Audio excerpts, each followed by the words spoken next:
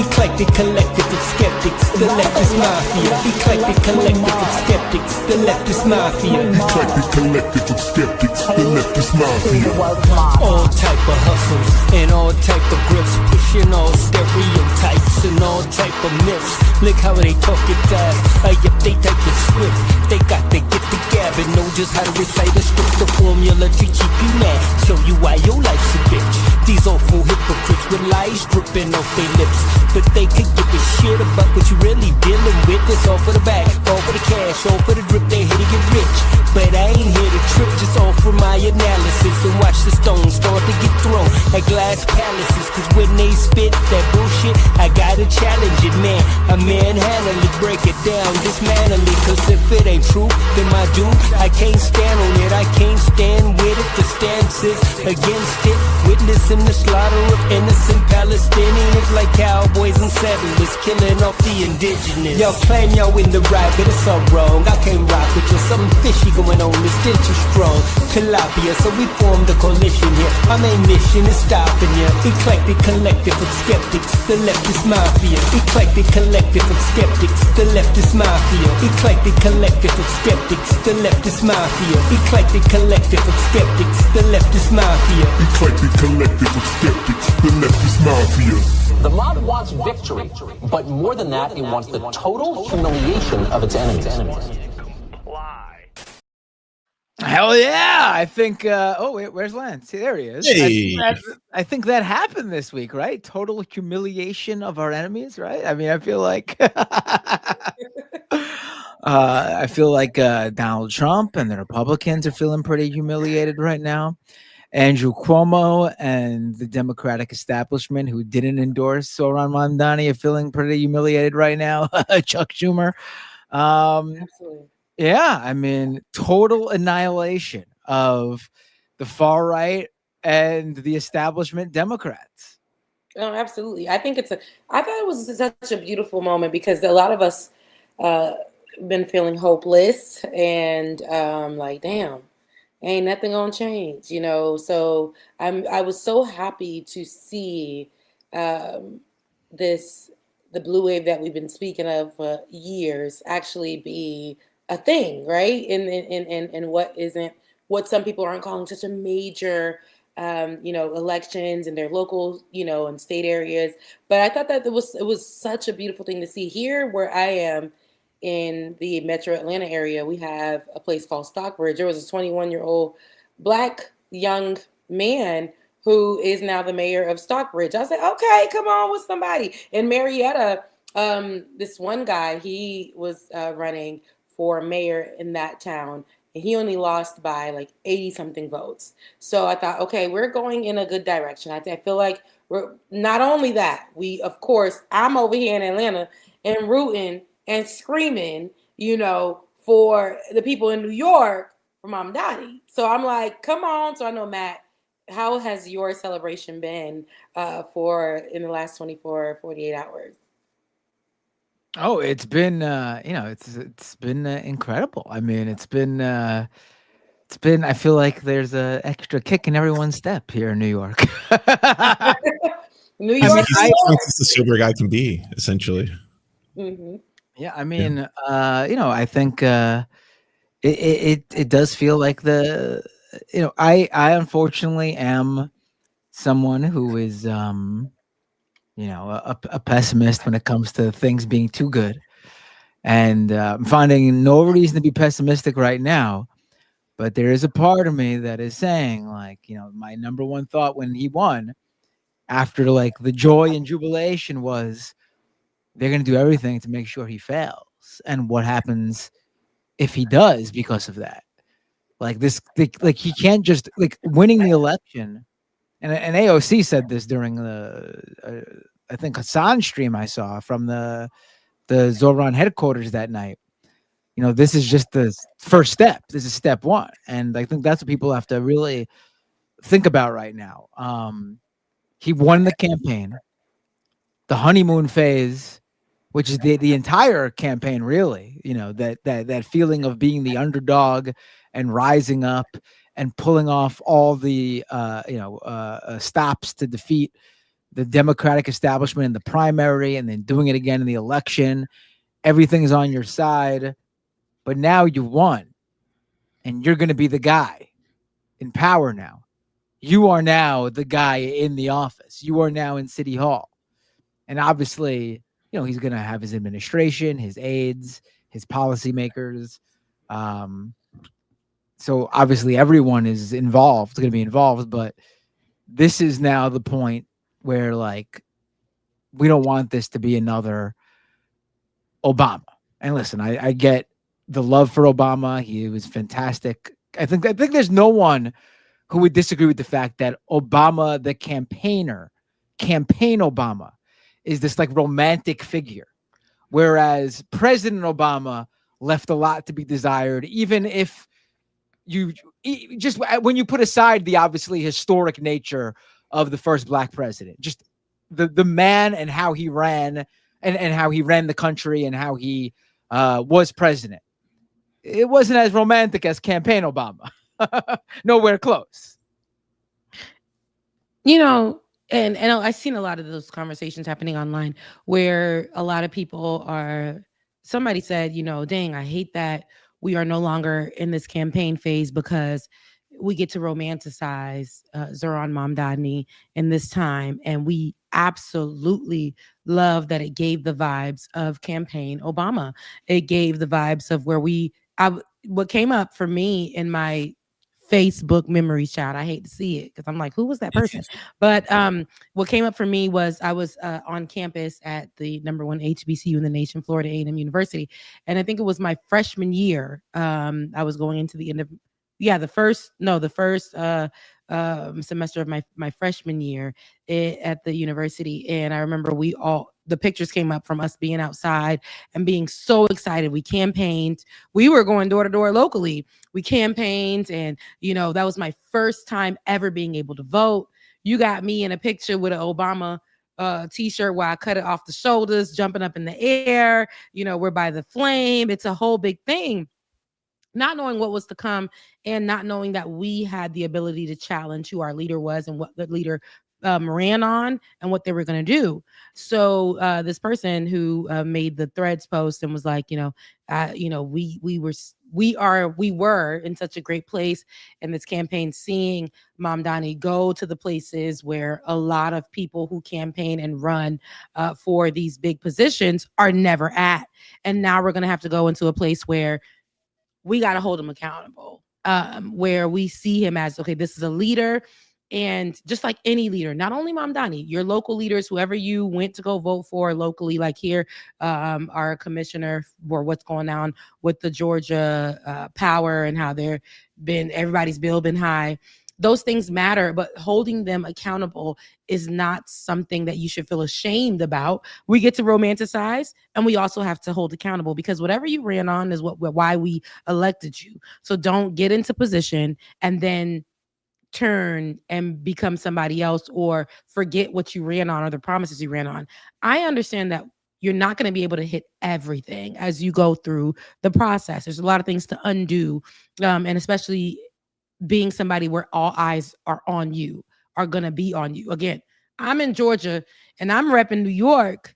I used to live there back in the day in Brooklyn, East New York, the hood. But I'm in Georgia and I'm repping New York because I want to see, and I know how big this is, how big Zohran being in this position is going to be. But don't feel ashamed for being somebody who's going to hold this person accountable. Even though we romanticized it, we can still do that and still hold them accountable. We still believe that you are the person, because you ain't give us nothing to say you ain't that person right now. It's fresh. It's new. Even for the local leaders that we voted in our states, it's fresh, it's new, but we hope that you will go off of things. And if you don't, we can't do what we've done in the major elections where it's just like fall back and be like, we'll just wait until. No, every day we're going to be on your ass. We're going to be like, what you said and you did, we got it. That's the only way we'll have these leaders to be to start doing something, saying something, and moving in the direction that we need them to for major issues, especially not, we have issues that are more important than others. And if you are not as a leader, and you said you was gonna you ran on this, and you said you were gonna do this. We have to be the ones to be like, but you said that, on October such and such at 10 p.m.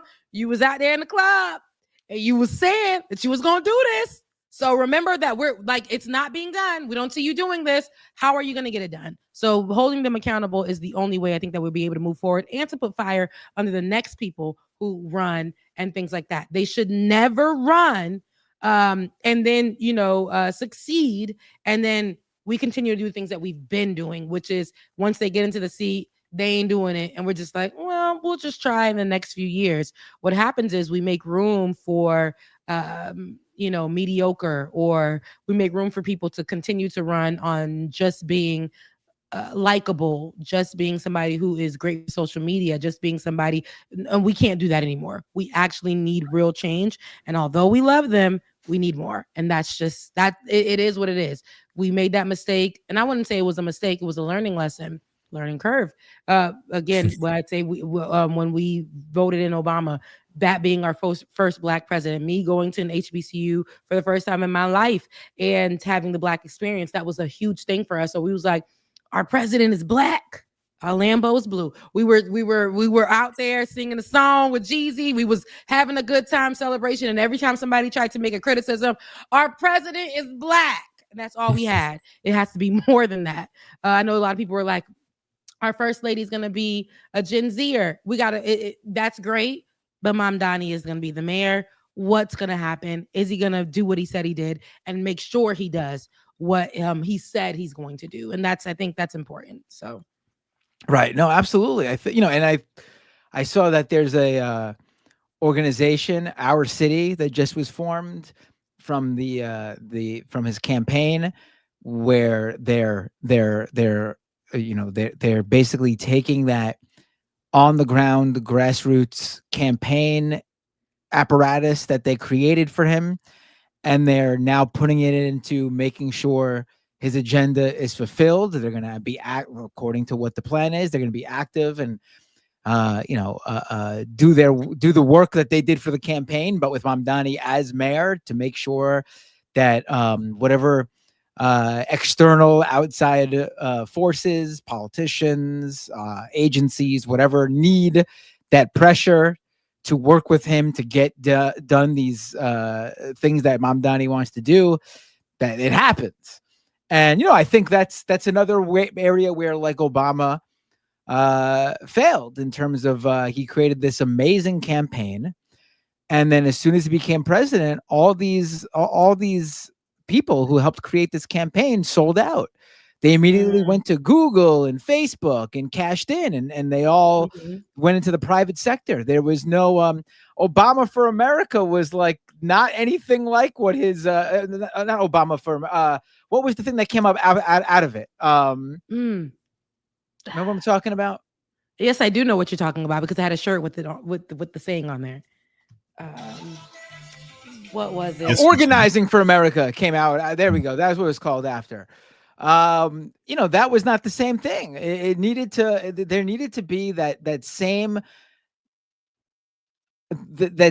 sort of group of people, but not just that. The feeling that was behind the campaign needed to be, that energy needed to be taken and put into making sure that those external forces felt that pressure too. And this is where they failed. Those talented people who created one of the greatest campaigns in American history. Once Obama won, they were like, fuck it, we're making bank with big tech. Yes. I mean, that's what happened. And that's one of the things that, like I said, the way my finances are, I'm like, would I do something strange for a piece of change? But a lot of people in that time had chose to do that. Even right now, you'll see people who will be targeted to help push these campaigns. We saw a lot of celebrities during Obama's run twice that would come out and say,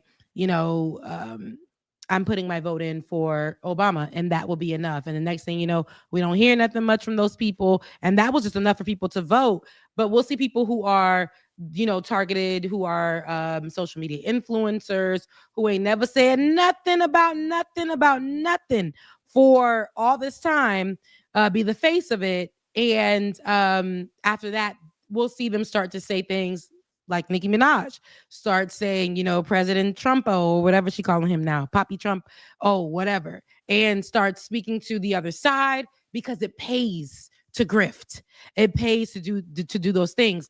But I think, like I said, now is the time for people to sacrifice, to know this creator, this person, or whatever isn't about that. I need to know why I'm voting for this man. And I need to be, because I think people need to understand their power.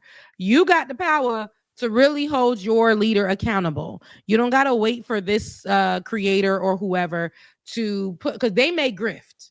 Dollar signs, we gonna shake it for some dollar signs. But you and your household and the food you need and the job you need and the healthcare you need, and the housing you need depends on how you hold your leader accountable, and you have the power to do so. If fire is put under these people's behinds, they gonna make a change, especially if you take your grievances, if you use your platform and take your grievances online and say, he said he was going to do this, and this is what it's looking like for me and my city. We need to see the action. We can't depend on people who we know are going to grift. But there was a lot of grifting, and it's only because, especially under Obama, but it's only because it pays to do so. Like, money is good. If you start saying, Obama said this, and I used to be an Obama supporter, and I'm just saying what people will say. I used to be an Obama supporter, but now that I look back at it, X, Y, and Z, Republicans gonna eat it up. Your content's gonna go up. You're gonna get more views. People are gonna support more. So many people are gonna be in your comments. They're gonna engage. But people have to sacrifice that if they know for the greater good. And I know it sounds corny, but we really have to be able to look at it and say, I don't care who's in office. I don't care if they're Black, they're medium, if they're clear. I really want to know, is this person going to be able to make the change that we actually need? Because what Mamdani is doing is going to create a wave for the whole United States. All eyes are on this person, but it's going to be able for people to say, you know what? This is what getting somebody new looks like. This is what somebody coming in and they're doing the job, and this is what it looks like. We have to be able to do that. We can't settle, and we can't settle for grifters either. So right. I know at least Eric Adams set the bar so low. Well, Eric Adams and Andrew Cuomo both set the bar so low. Oh my God. And there was a time, remember in 2020 when we were leaning a little too heavy in, Andrew Cuomo. They were trying to make him the bae at the time. Oh yeah, he was right. He sexuals. He's fine. He can run things. Oh my goodness! Andrew Cuomo was so presidential. And if I have a post out there from that time, I'm not that person anymore. But I'm just saying, we were all leaning into, this is very presidential. This is whatever. And quickly we found out it's not. It's a facade. It's performance. We need more than performance. I know that right now that's the thing to do, but we need more than performance. We need more than somebody who has a preacher's voice. We need more than somebody who's going to tell us what they're going to do. That's so great. We need more than somebody who's going to be the first. It's great to hit those things, but the way the world is going, we need more. And I really hope that people see, if this person or these people start to grift, that's not your business. Hold your leader accountable. Don't go off of them. Do your research. Go by what your experience is if you are in those cities. And that will be how we need to move forward. That's going to be the only way we make change. If we actually press these people like a panini on what they, said they were going to run on. We can't continue to be like, no, but you see, that's just, Nicki Minaj said, and, don't shoot the messenger, But what that person? No. You ain't eating, friend.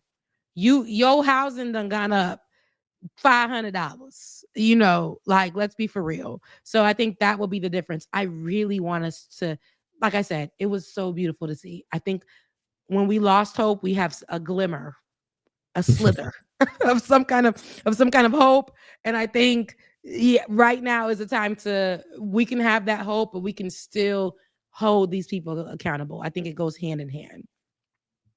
Yeah, I'll say of all of it too, I think his victory speech is what really put the hope into the forefront. Can we watch it? Does somebody have it available? You should definitely watch the highlights. It's on Democracy Now's channel in full. But what struck me from it is that I thought he was going to take a very kind of center safe. That's usually what happens, right? Yeah. And normally when it's like the victory speech, it's like, congratulations to Andrew Cuomo. He ran an excellent campaign, and I think he's a wonderful person, and he's done wonders, and what an honor it was to compete with him. I'd also like to thank, so-and-so, and we're going to be running a campaign for everybody.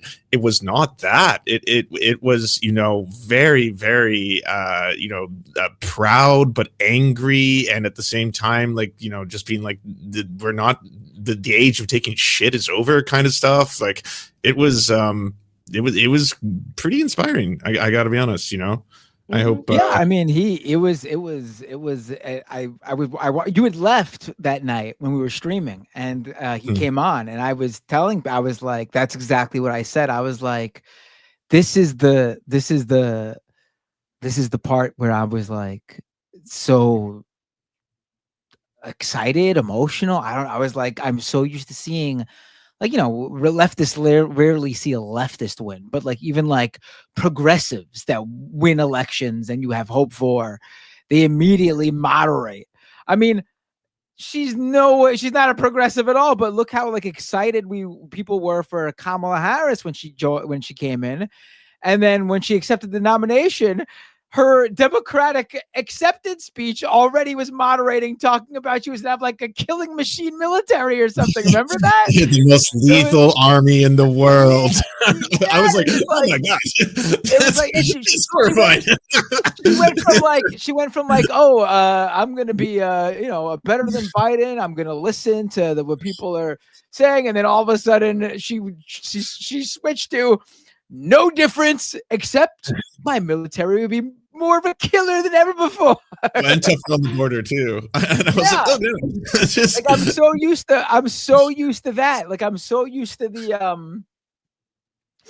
the moderating in the victory speech. I want to bring everyone to the table now. His was different.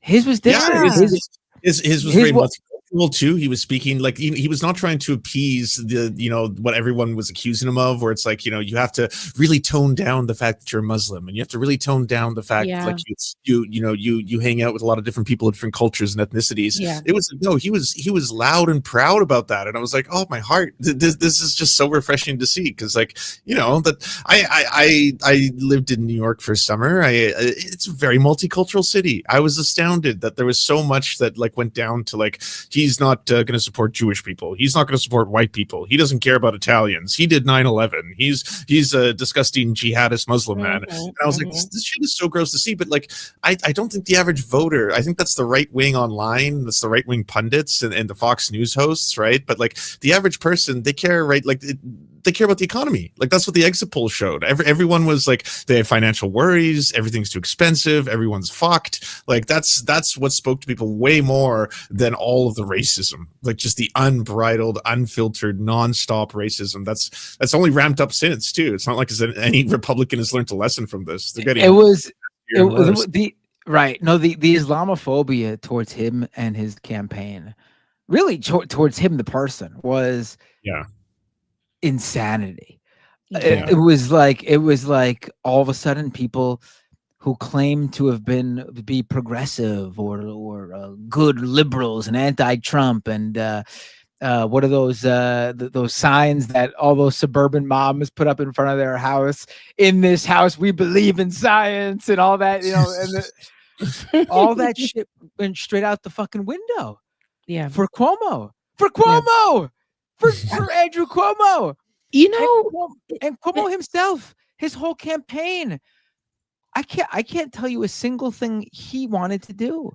His campaign wasn't about anything that the guy, Andrew Cuomo, wanted to do. The entire campaign was about stopping Zohran Mamdani. Absolutely. And time again, we will see, even when it doesn't benefit the Democrats, a campaign against something will never be as inspiring as a campaign for something. Absolutely. The Democratic strategy to just run anti-Trump and offer nothing more than anti-Trump has been a failure. Yet Mamdani ran an anti-Trump campaign and he won. But that's because Mamdani's anti-Trump campaign wasn't just, I'm going to stop Trump. It was, I'm going to do this, and this to help you, and together we will protect each other and the most vulnerable from Donald Trump and his administration. It's the complete antithesis of what everyone else has been doing. I feel like when we seen Cuomo, a lot of the older heads who are in New York, a lot of the interviews that I've been seeing, like the on the street interviews and things of that sort, were saying that he's the best option. And I think that was just because they didn't want somebody young or somebody brown, baby, somebody who represented. And it was interesting to see because it was Black people, but older ones. And I wouldn't say all, so I wouldn't say that because but I did see immigrants. The black vote did he won the black vote by like plus 26 points Absolutely. or something. So that's why I said I wouldn't. Yeah. But what I was seeing was like older heads who just the same way that they do with the Republican group. Like it's just like, we know what we know. We want what we want. We, this young man coming in. I saw this one lady, had to be Cuban because I will vote for Donald Trump. But they, she was saying like, immigrant, and was saying, I don't want him because he's a communist or something she was saying. And she was just doing talking points from whatever she's learned. And I'm like, y'all got to do better. And I feel like at the end of the day, I'm so grateful to see how many people came out. And like you said, the Black vote won it by superseded the votes. People came out. But what I've mainly seen and the rejection or the cause for a pause was all coming from people who were older and who thought, I'm going to go with Cuomo because that's what I know.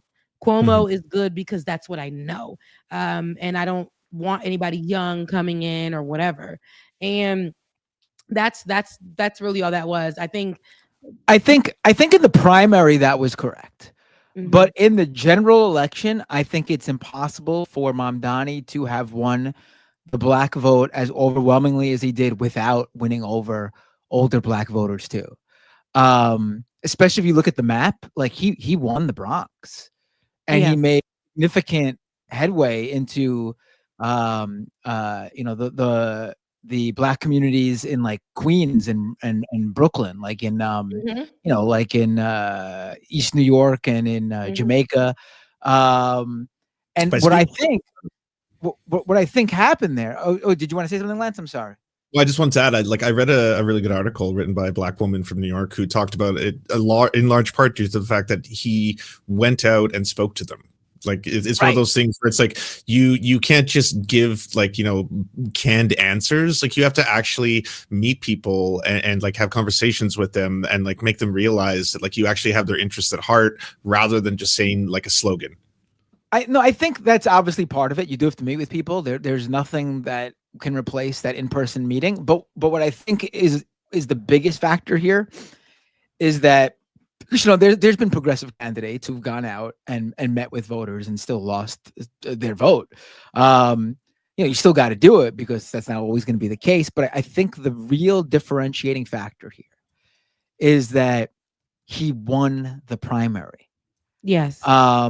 The idea that Black voters, because like, with Bernie Sanders, for example, where he lost the Black vote by a lot. I think the issue here is black voters have the most to lose if the Democrats lose. And when it comes time for a primary, they're not so much anti the progressive candidate because of their politics.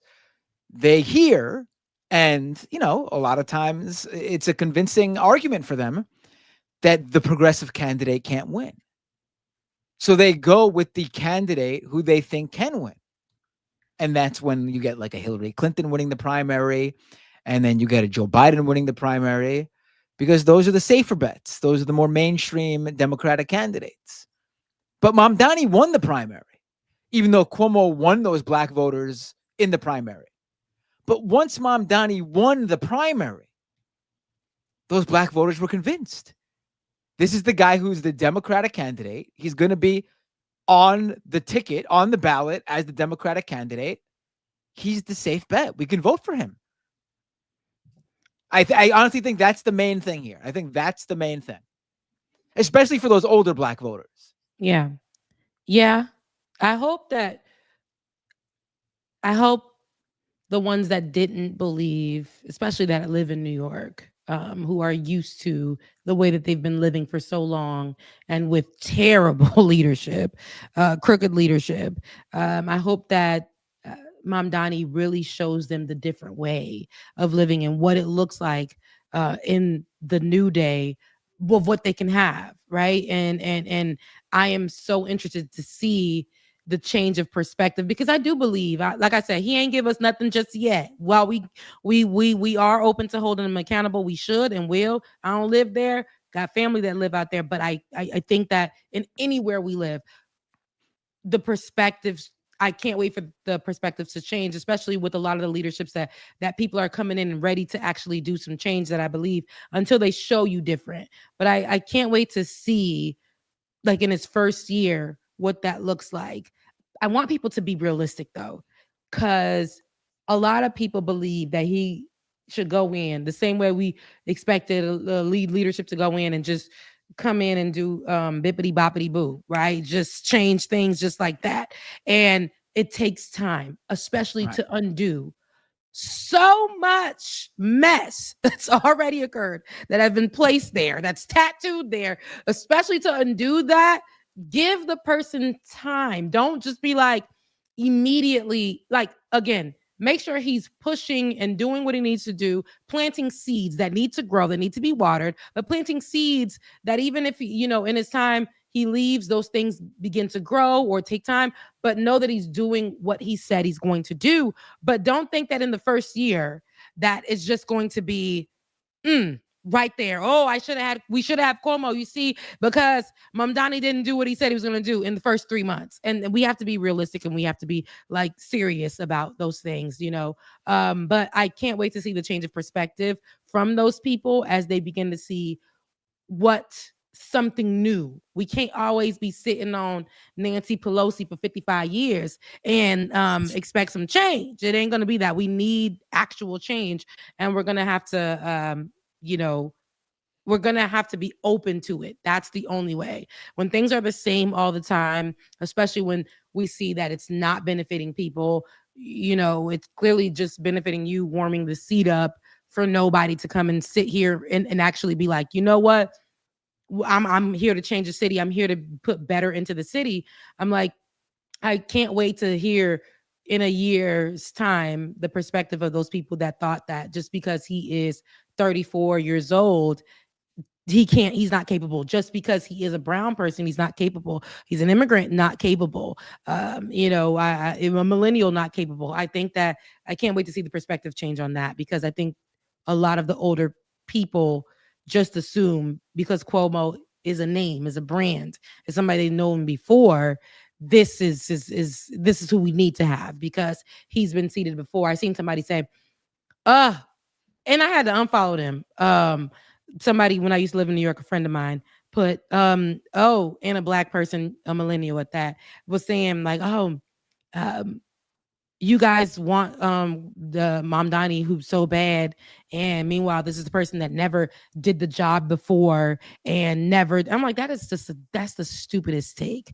A lot of these people before they got the job, they never did the job before, but they ran on it just like everybody else. And we should be open to change, especially when things have been looking the same time and time again. You want to go with Cuomo because we romanticized that at a time, and we thought this is going to be the best option for us. And then the bones started falling out of the closet, and we realized that this ain't the person that we thought. All 13 And skeletons. absolutely. Right. So, being open to something new, even though it doesn't look like what we're used to. Some white man or some cop, right? Just coming in and running off of things that sound good, and then once they get in there, it suddenly changes to talking points like Donald Trump. Or there are people who have history of abusing women, allegedly, and those things, being not the person, not for the people. We need people who are going to be for the people. That's why we have you seated. And so while I love to see Mamdani in the clubs, right? I don't go to the clubs no more. I'm 35. But while I love to see Mamdani in the clubs and the things, but I can't wait to see what that looks like tangibly, like to see him being out there, if a storm does come to New York, how he immediately, or the city, how he immediately goes in and takes charge, and I'm pretty sure we're gonna see that, for the people. In his acceptance speech, I sent it to you through the chat if we can play that. But in his acceptance speech, what he said, it was very charged, and I want to hope and I want to believe that. But again, I want that to be something that goes through all of our local cities in every state, where people could be like, you know what? I'm gonna run, or we can go for this. There absolutely is we have a chance for change, and I think that's what we're gonna see. I think that's what we got from Obama. People believe, okay, we can have us a president of color. He opened those doors. A younger president, something new, something fresh. And while we didn't get everything, we got some things. So in this particular place, I think that Mamdani made history in so many different ways, but I want to see that bleed into other states, in cities, local cities. So, but yeah, I sent you the whoever can play it, because y'all know I can't run it. You want to watch all 22 minutes of it? Not 22 minutes. Oh, my bad. I didn't. Yeah, it's a long one. It's funny because like I was reading the transcript too, so I could like really see every word, because it's different reading it, and it's actually a lot shorter on paper. He's really, but it's a fantastic speech. I mean, the second sentence is he's quoting Eugene Debs. I mean, you want to play a portion of it? You want to? Yeah, we could. Mario Cuomo too. He quotes Mario Cuomo and doesn't mention the name. That was fantastic. I like how you say Mario. You say Mario. It's New Yorker. We don't call him Mario. We don't say Mario. It's Mario. Hey Mario. Hey Mario. Mario, what's up? All right, let's play this.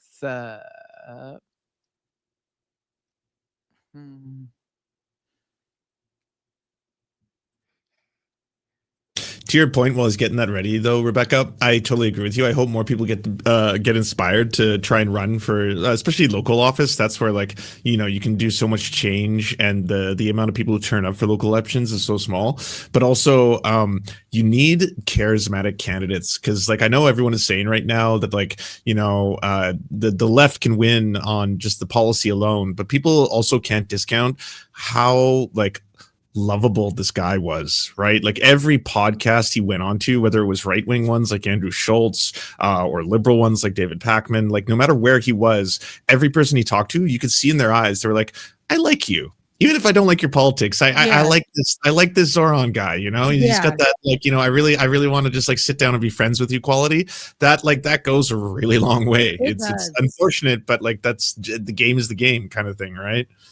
Yeah, I wouldn't say Right. it's unfortunate. I think we need somebody who's likable, but who shows up. It goes hand in hand, right? We need you to be likable. I don't want to have somebody just, old white man just coming in again, or somebody who's just riding on a young white man who's just riding on the tailcoats. Remember the Kennedy boy, and it was like, sir, you don't have it. Sometimes you just don't have it.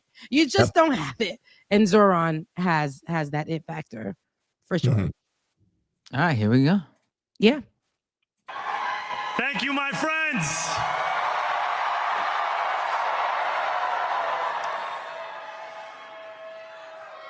The sun may have set over our city this evening, but as Eugene Debs once said, this is when I knew he wasn't going to moderate that speech.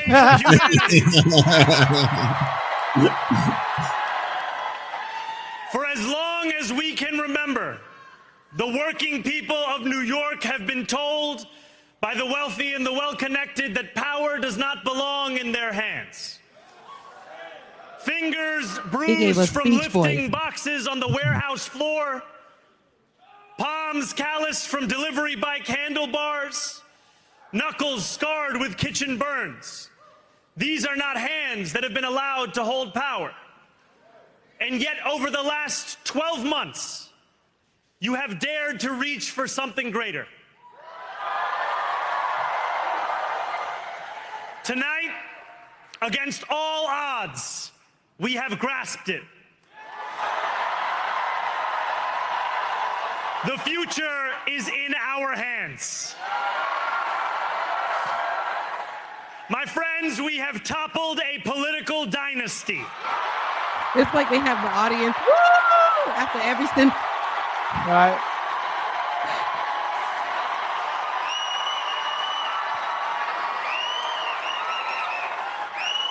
I wish Andrew Cuomo only the best in private life. But let tonight be the final time I utter his name. Come on. You preaching. As we turn the page on a politics that abandons the many and answers only to the few.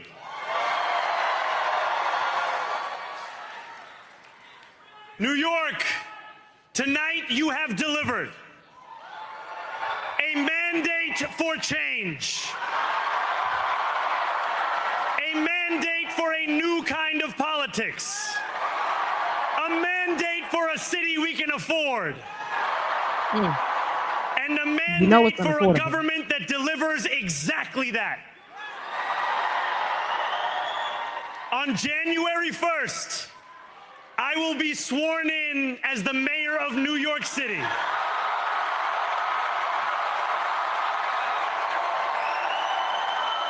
Look at you over there, Matt, looking like a proud papa. And that is because of you. It's a great speech and a great Before story. I say anything else, I must say this. Thank you. Thank you to the next generation of New Yorkers who refuse to accept that the promise of a better future was a relic of the past. You showed that when politics speaks to you without condescension, we can usher in a new era of leadership. No, this is a good speech. This is great. We will fight for you because we are you. Or as we say on Steinway, ana minkum wa ilaykum. Come on.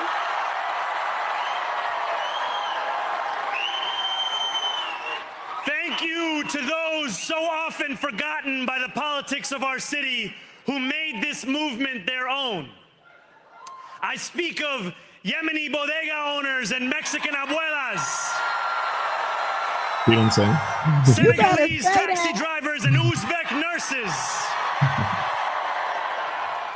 Trinidadian line cooks and Ethiopian aunties.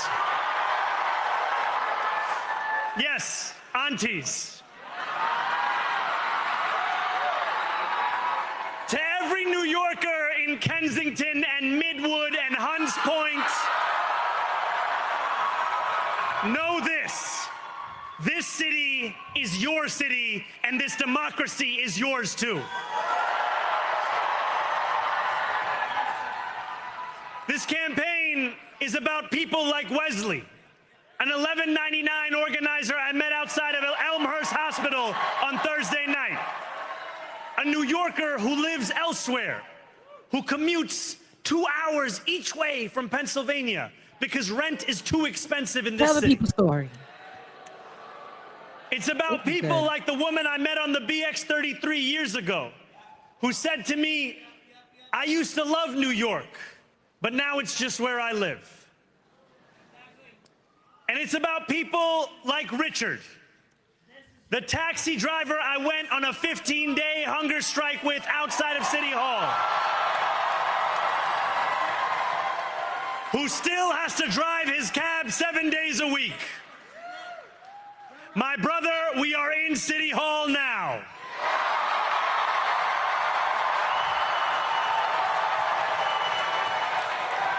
This victory is for all of them, and it's for all of you. The more than 100,000 volunteers who built this campaign into an unstoppable force.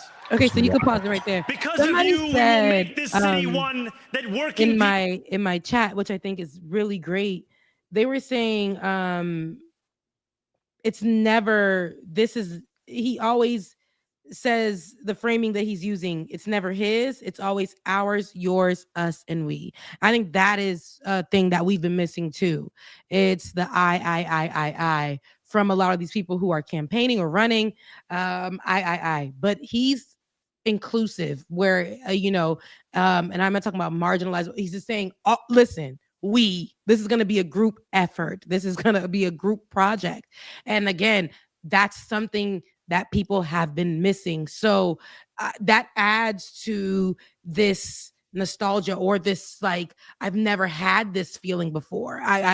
He's including us and he's saying what he's going to do for us. And nobody feels like it's just going to be for brown people. It's just going to be for immigrants. It's just the way he's framing this speech is huge. And this man remembered a story from 33 years ago. He 30. How old is he?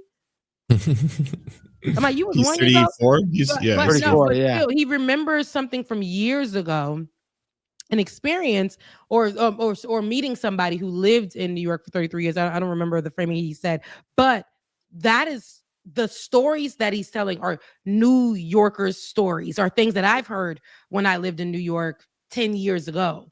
And like, I get there, I'm excited to move there. I'm thinking, New York, like just the whole thing, right? I love it here. But hearing people say, New York isn't the same for so long, but having somebody saying, I'm going to get back to the heart of New York. I'm going to get back to what this place was built on. But it's going to be brick by brick, but hearing somebody be able to say that and actually you can feel it from the framing of the way that he's saying what he's saying is like we, ours, us, because that's essentially how New York has always been. When I lived there, I always felt like, man, this is a real melting pot. Now, I'm from South Florida. I think that's the best place in the world. But when I moved to New York, I really got to see everybody having their own corner, but we all riding the train together. You riding the train with the rich man, and you know how it is. One of the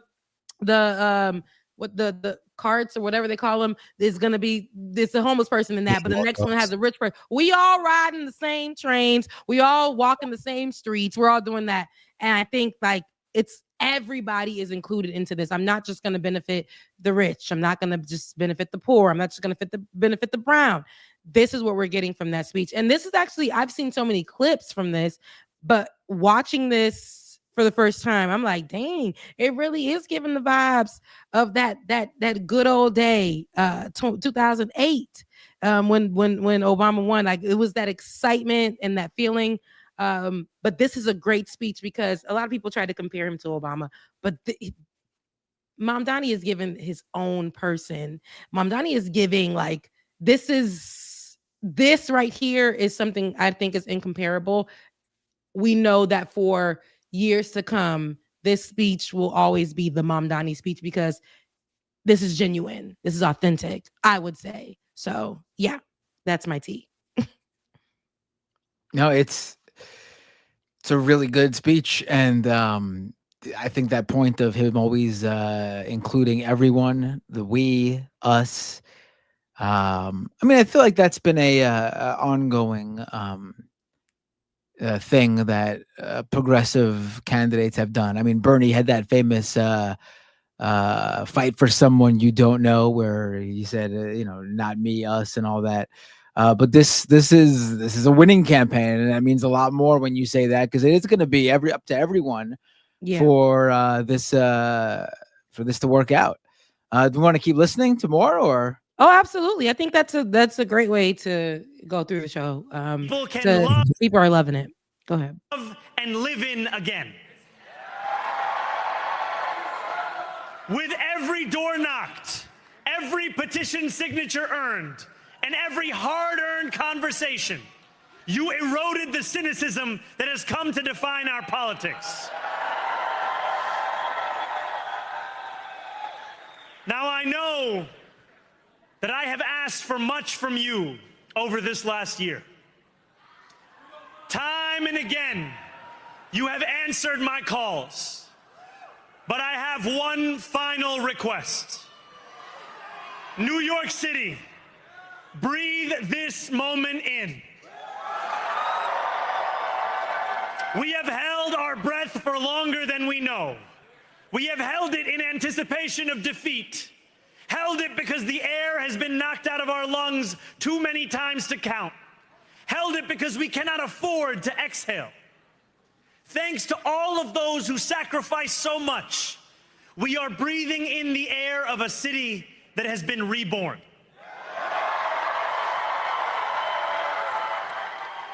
To my campaign team, who believed when no one else did, and who took an electoral project and turned it into so much more, I will never be able to express the depth of my gratitude. You can sleep now. To my parents, Mama and Baba, you have made me into the man I am today. I am so proud to be your son. And to my incredible wife, Rama,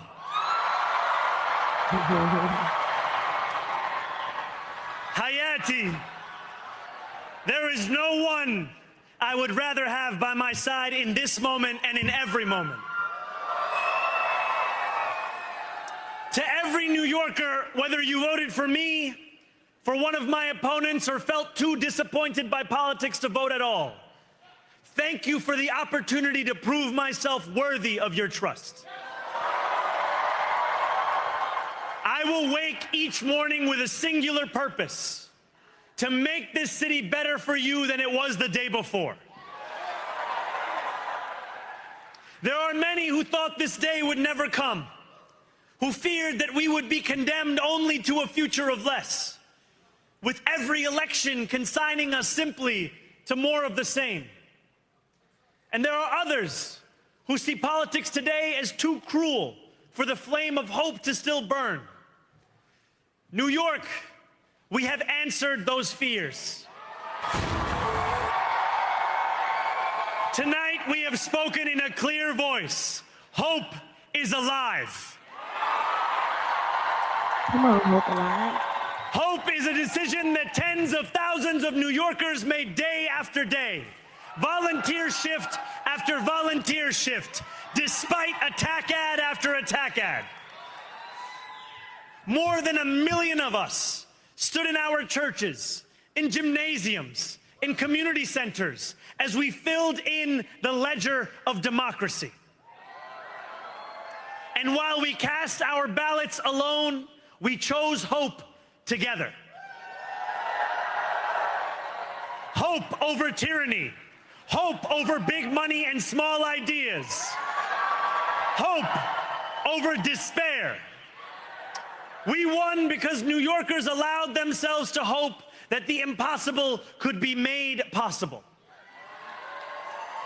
And we won because we insisted that no longer would politics be something that is done to us, Now it is something that we do.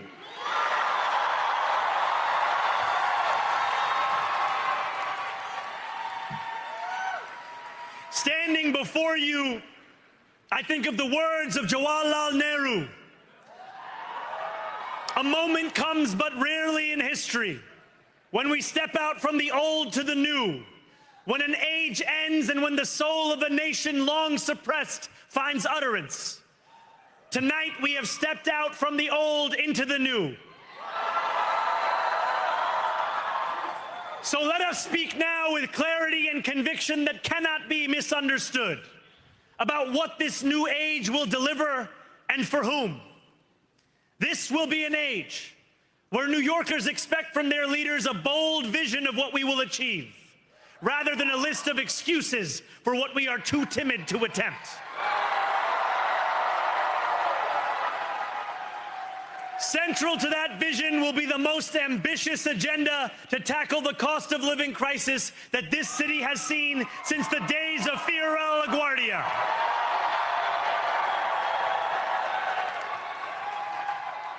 An agenda that will freeze the rents for more than 2 million rent-stabilized tenants.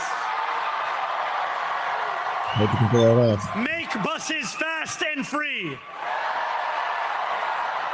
And deliver universal child care across our city. Pretty incredible. Years from now, may our only regret be that this day took so long to come. Come on. This new age will be one of relentless improvement. We will hire thousands more teachers.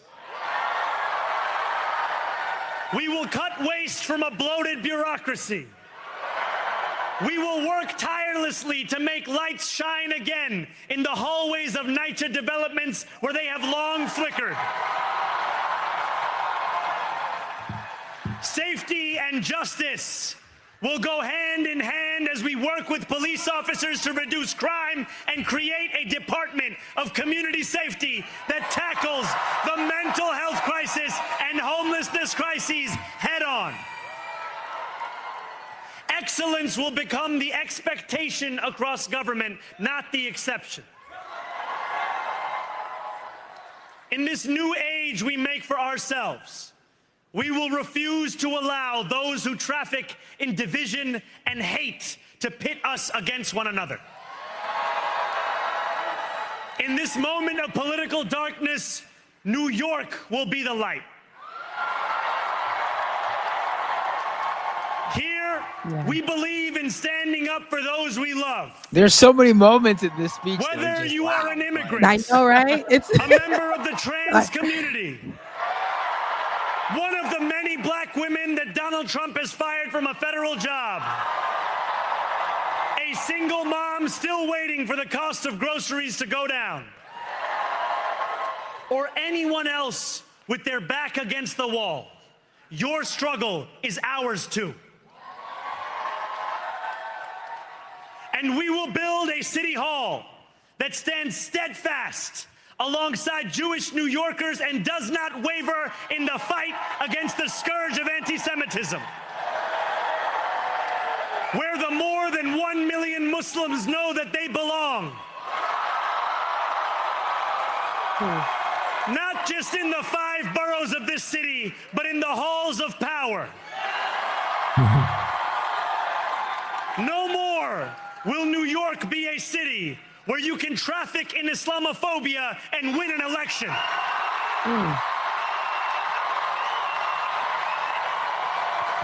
I know. They over there losing their mind. This new age will be defined by a competence and a compassion that have too long been placed at odds with one another. We will prove that there is no problem too large for government to solve and no concern too small for it to care about. For years, those in City Hall have only helped those who can help them. But on January 1st, we will usher in a city government that helps everyone. Now, I know that many have heard our message only through the prism of misinformation. Tens of millions of dollars have been spent to redefine reality and to convince our neighbors that this new age is something that should frighten them. As has so often occurred, the billionaire class has sought to convince those making $30 an hour that their enemies are those earning $20 an hour. They want the people to fight amongst ourselves so that we remain distracted from the work of remaking a long broken system. We refuse to let them dictate the rules of the game anymore. They can play by the same rules as the rest of us. Together, we will usher in a generation of change. And if we embrace this brave new course, rather than fleeing from it, we can respond to oligarchy and authoritarianism with the strength it fears, not the appeasement it craves. After all, if anyone can show a nation betrayed by Donald Trump how to defeat him, it is the city that gave rise to him. Preach. And if there is any way to terrify a despot, it is by dismantling the very conditions that allowed him to accumulate power. This is not only how we stop Trump, it's how we stop the next one. So, Donald Trump, since I know you're watching, I have 4 words for you. Turn the volume up. Yes!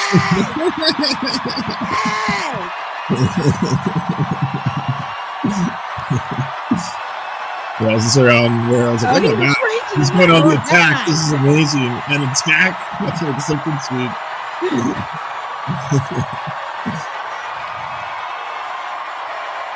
Oh, he read him for Phil. We will hold bad landlords to account because the Donald Trumps of our city have grown far too comfortable taking advantage of their tenants. He said I'm name dropping tonight. We will put an end to the culture of corruption that has allowed billionaires like Trump to evade taxation and exploit tax breaks.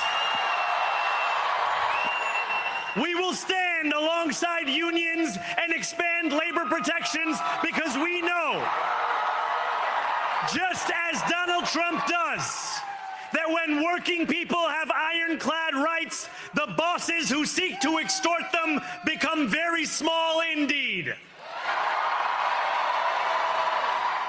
New York will remain a city of immigrants, a city built by immigrants, powered by immigrants, and as of tonight, led by an immigrant. Come on!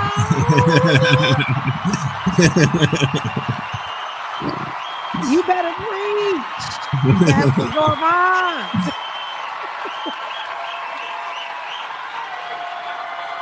So hear me, President Trump, when I say this. To get to any of us, you will have to get through all of us. No, this is good. This is good. This is why everyone's like, I want to move to New York now. When we enter City Hall in 58 days, expectations will be high. We will meet them. A great New Yorker once said that while you campaign in poetry, you govern in prose. That's Mario Cuomo. If that must be true, let the prose we write still rhyme and let us build a shining city for all. And we must chart a new path, as bold as the one we have already traveled. After all, the conventional wisdom would tell you that I am far from the perfect candidate. I am young, despite my best efforts to grow older. I am Muslim. I am a democratic socialist. And most damning of all, I refuse to apologize for any of this.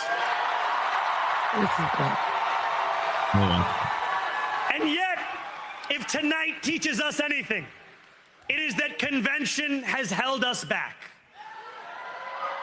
We have bowed at the altar of caution, and we have paid a mighty price. Too many working people cannot recognize themselves in our party.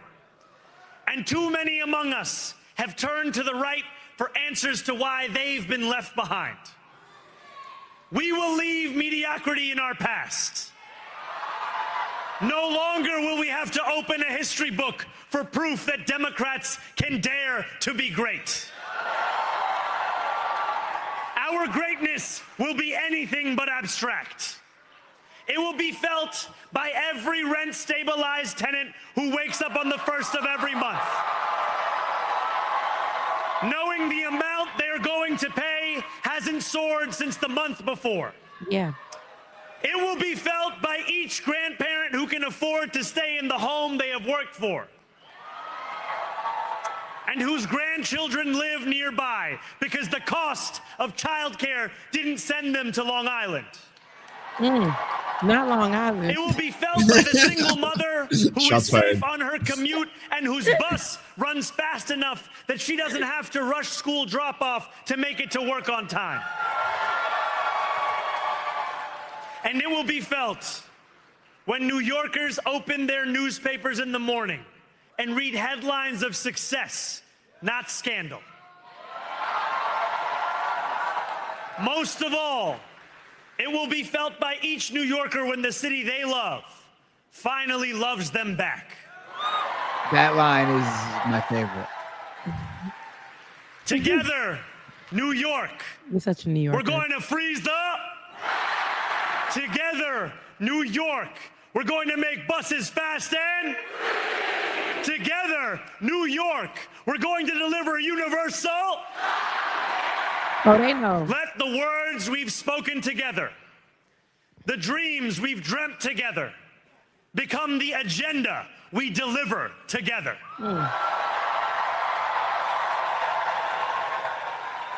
New York, this power, it's yours. This city belongs to you. Thank you. So good. Oh my God. So good. I could have watched it on Sunday. I'm gonna watch it on Sunday for me a good sermon. That's good. Okay. That was really good. That was so motivational. I want every person who is thinking about running or who has won in these in the other cities as mayors or whatever to look at this as something to be inspired by, because there was so much more. Somebody said in the chat, this felt more like lived experiences and somebody who is speaking from those lived experiences, not just somebody who, and of course they compared them to Barack Obama, saying, you know, when Barack Obama gave his speech, it was a good speech, but this is a speech like a lived experience. I'm talking to you. I felt this. I've been there. I know this. I'm with you. This is not just something for me to get on. I'm on, but I'm telling you, like, I know what you need because I've been there. I feel you. And we're going to do this hand. Like, I'm going to hold your hand throughout the way. I'm not letting you go. I'm going to hold your hand and we ain't going to stop. We're going running. We're not looking back. This is what it's going to be. And that's such a difference in, like I said, it might just be a speech right now. It might just be the feel goods. We're still going to hold them accountable, but it's just good to know and to hear, like, this was something like we can all relate to in some way, shape, or form. Again, this wasn't just for a group of people. Great that he represents that. Absolutely 100%. And I love it. But it was for everyone. And everybody got something out of that. And that's what I really loved about that speech. I never seen it in its totality. Again, I saw just clips, but baby, it was so good that people couldn't even, like, it was just too good. There was no everything. that Zoran said was just that damn good. It was good. It was good. Rebecca's official review. You get Good. Yes. This is just a number of lines in there that just like hit, and it's just like on their own that would have been like, you know, maybe a good speech would have had one of those lines, and that would have been the moment. But this one had like 15 of them. Yes. Absolutely. It's like now those have to be the captions under the girls' pictures, you know, under like he had so many good lines. Like it's just, you know, but I believe them for him. Like I wish I was living in New York at this time right now. You know, as much as I'd be like, girl, I had to go. I had to leave New York because the people is just living suffering lives. I can't live like that. But you know, like seeing that, I'm like, baby, y'all about to, it's gonna happen. It may not happen in this next year, but we're gonna see the building blocks. We're gonna see those things come to pass.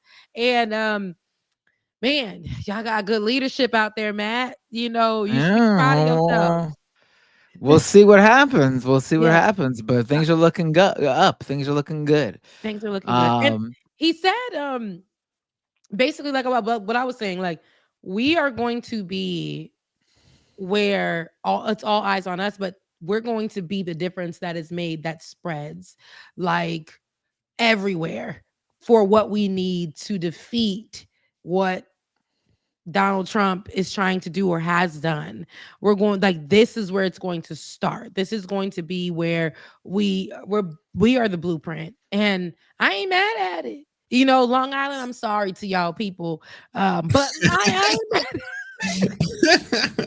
my brother live in Long Island. I lived in Brooklyn when I lived there, but my brother live in Long Island, so I know exactly what he said when people got to move out the city, you know, to live some kind of a life.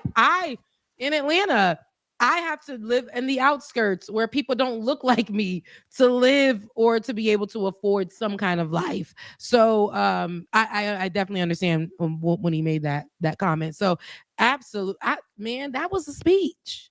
That was a speech. Yeah, I think the scary thing now, though, is like I agree with what you both said at the very start of the show, in that like the more he can accomplish, even if he could start with getting, say, like a public bus system running that's free or unbelievably affordable, or rent freeze, the more he's going to be attacked. And I think you're eventually, it could come to a head where you've got Donald Trump sending in his ICE Gestapo or whatever to challenge him, to see how much he can pull off, like he's done everywhere else, right? Like Chicago, LA, you name it. And because like he said out loud, like, you're not going to be able to do that here, where I'm not going to allow you. But like, I don't think there's ever been a situation yet where, you know, either a governor or a mayor has straight up said like, leave my town, or it's my police force versus your ICE agents, right? Like that that hasn't happened yet. I don't think it's come down to that. But I do think you know, he could be standing there for a mass civil disobedience. You know, he's a guy who would be on the ground, you know. But then Trump would be so excited to arrest him, and they could, you know, they clearly don't care about due process, rule of law. If they arrested him as mayor of New York City during an ICE raid, with him like standing there, doing his line that he just said, where to get to one of us, you have to get through all of us. That would elevate him to a level that I don't think they want to deal with. They would, he would be like, they would change the laws so that you no longer had to be a U.S. Born in the U.S. to become president. Right. He would be elevated to a level of, you know, he'd be, you know, what they think Charlie Kirk's death did to Charlie Kirk's legacy, that would actually do to Zohran Mamdani, but he'd still be here to actually do what he needs to do to fight back. They'd really, that would be insanity. They hate to see it. Now, I made sure that I kept my timeline clear of the haters, as far as them being on the right, coming from the right. But I know that they are like rolling over again, as you guys mentioned. Donald Trump couldn't, baby, they couldn't sleep. They were itching. If you thought they were racist before the election, after the election, they were just like nonstop 9/11 videos being posted everywhere. Like, this just happened again. You learned nothing. Rudy Giuliani posted a meme of 9/11 happening with him going like this. I was like, is he threatening to do 9/11 too? Like, the funniest thing about the Giuliani thing is, like, the whole thing, like, there's half the people who think like who are saying the Muslim thing, but there's also the group that are saying like would he be inexperienced? That's what Andrew Cuomo's take was. What would he do during a 9/11? Like, if another 9/11 happened, he's inexperienced. And I think that is the funniest thing, because literally, what would any mayor do if another 9/11 happened? I mean, we know what Rudy Giuliani did. He did not stop 9/11 from happening. 9/11 happened, and he was running around on the ground. I distinctly remember the videos of him just running around down there, like, why you with think running around his now? security guards, like, bringing them all over. What are you gonna do? There's no mayor. You're electing a mayor, not Superman. They would be able to do nothing if it happened. The question is, what would they do after? Yeah. And I think Zoran, if God forbid something happened and he had to step up to the plate, there wouldn't be any group of people blamed and made the scapegoat of whatever it is that happened. I heard that I didn't see her meltdown, but Deborah Messing, which is so interesting because I love Will and Grace. And here we go. Deborah Messing having a meltdown over this. Now, I didn't see it. I just saw the commotion about it. But, our faves are coming out. Well, she's a Zionist. That's why. That's the main thing. And so having a brown person be the mayor, I mean, they dying about it. But interesting enough, Donald Trump saying that, and mind you, we have voter suppression been a thing a long time, always been a thing, but just outright saying, like, we need to suppress more. Like, we need to suppress more, because this is absolutely out of line. It's out of hand. So Deborah Messing was like Hillary Clinton's biggest warrior in 2016. She was like hardcore Hillary Clinton person. Yep. Anti-Trump as can be, the resistance. Yep. And then a few days ago, she was sharing Donald Trump's endorsement of Andrew Cuomo as a reason to vote for Andrew Cuomo. Mm-hmm. Yeah. Wow. You see, I'm not shocked about those things, because it's always, and that's why I say you have these people who consider themselves, just because somebody can. That's why I never with the feminist movement. I'm gonna run. I'm gonna support this person. I'm gonna whatever. But a lot of these people who consider themselves to be liberal, it's liberal until it's until it's blue until, and it's like, until I make it a little purple, until I a little, because I don't really mess with the brown folk, because in my mind, they're the reason for 9/11. Those people, and that's not me, but I'm saying that's how those people will know that they feel. There are people who are out there who will go off of the white woman, but when the white starts to look brown, and it is brown, it's a problem now.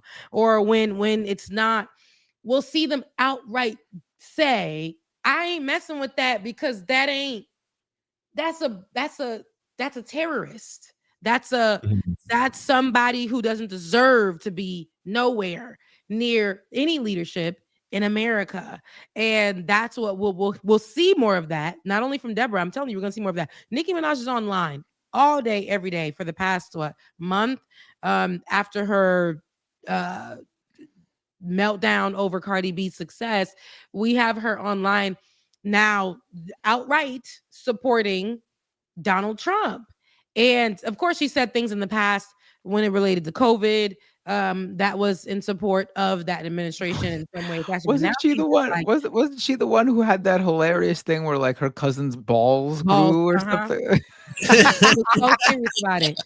Balls too big on your cousin, and this happens to the COVID shot, and I totally forgot about that. Oh, I didn't, because we covered it like and just thinking about it. That's why I was like, this ain't new. But now she's just coming out, and you know what's gonna happen. You know what happens when these things, when the celebrity that's marginalized, that should be against this administration, especially with her being an immigrant, her being a rapper, her being all these a woman, right? A black one. It should be, girl, you should know better. But once these celebrities or whatever say something, the right flocks right over and picks them up, lifts them up, and now they become the face of, hey, but Nikki said, hey, but Deborah said, hey, but Deborah got it right.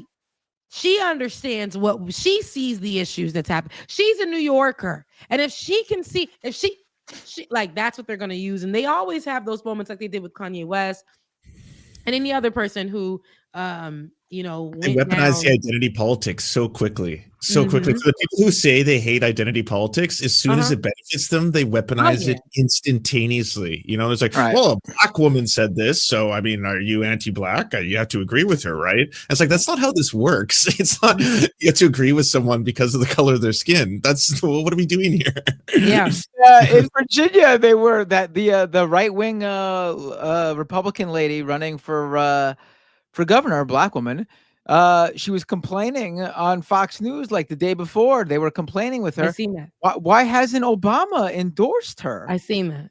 Like, what? Like, because she black. Listen, baby, because she's black. It ain't that. And when Issa Rae said, and I go by this, and when Issa Rae said, I'm rooting for everybody black, there's like a little asterisk there, and it's like, good black people on the correct side of things. So when we say we're rooting for everybody black, it don't mean her. It don't mean Nicki Minaj. It don't mean Kanye West. Oh, Kanye West, maybe, George Bush doesn't care about black people, Kanye.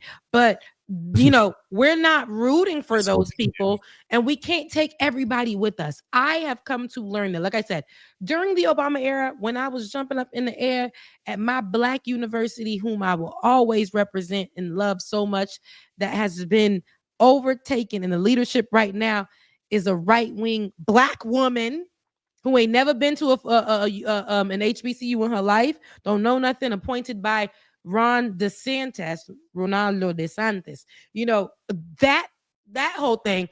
I still love my university, but we can still say that doesn't represent our university. That doesn't represent HBCUs. We can't take everybody with us. We should be able to say, no, your black ass can't come. You not a part of this. Okay. Like, it's just not that. So what the right will try to do, because that lady is black in Virginia, I've seen that, because she's black, they're like, they want to reach with dinosaur arms to be like, little T-Rex arms. You're black, and the black president, the first black president didn't endorse you. Wow. I mean, you gotta leave those guys behind, because you need to make room for people like me and Lance at the cookout. We need to be invited. And no.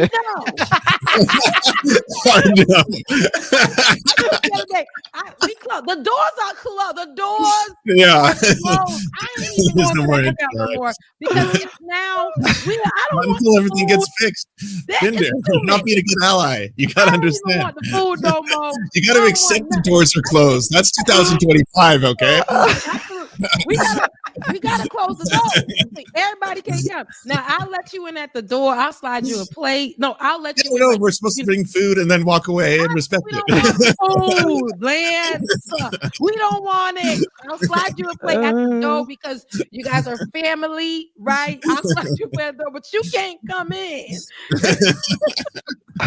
That's it. But no, but yeah, we can't. Everybody can't come, and that goes for y'all, the white ones. Y'all can't bring everybody in too. I seen them online acting up. I see the way you guys help me become privy to what's going on in the white world, where there's people who are absolutely acting up, who should be on the correct side of things, and who initially were but they grifted. And yeah, y'all gotta close your what is it? clean up Raisins and the chicken clean our salad. house Y'all first. gotta close the doors on them too. Y'all gotta close the doors. It's Close true. the doors. It's true. There's way too many Nazis.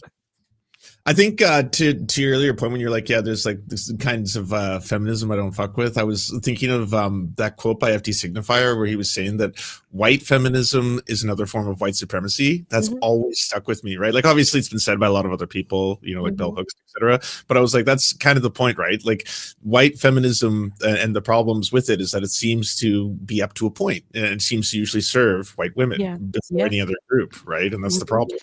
Yep. I mean, we've seen that with the Me Too movement that wasn't created by a white woman, but as soon as it the words were uttered by the white woman, it became focused on whenever a white woman said Me Too, it was now we'll do a story on this. We'll do that. But the black woman, Tarana, out of New York, a real New Yorker, she is the one that created the movement and didn't get any credit for it until somebody white said it. And that's what happens in those movements. And and that's why I say, like, girl, Deborah, please, what JK Rowland, please, all y'all, please leave the people alone. Nobody, and I want for white folks to drag. Like y'all in the business of dragging. So I want for white folks to drag her. Because again, I love Will and Grace. I watch it all the time.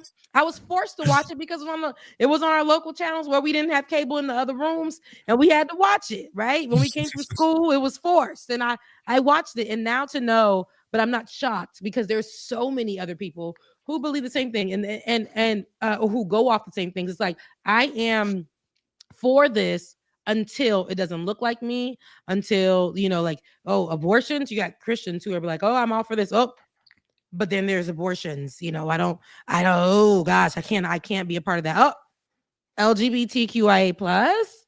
Oh, absolutely not. I want no parts of it. So until you're part of a marginalized group, and then now you don't want to support because this person says everybody, and you're like, I don't want everybody. I just want me and my marginalized white self as a woman, to be paid better or to be this, whatever. And if I can't, that's why I couldn't. Not only do I not fuck with Hillary Clinton for so many reasons, the number one being that I'm Haitian, but for those reasons too, I saw so many women supporting that just because she's a white woman and saying, oh, she's all for us.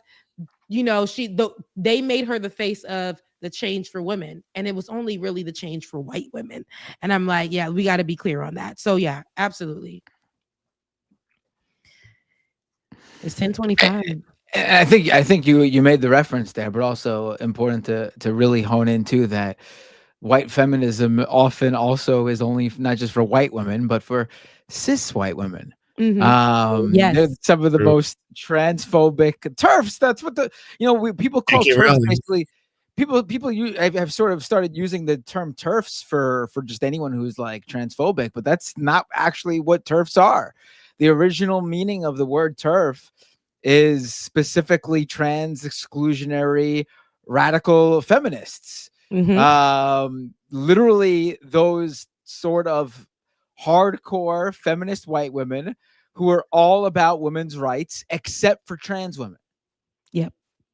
Yep. It's always going to be this, but not that. It's always going to be, oh yeah, except this. And that's why I'm like, when anybody, and I had to unlearn those things. I'm gonna be honest with you.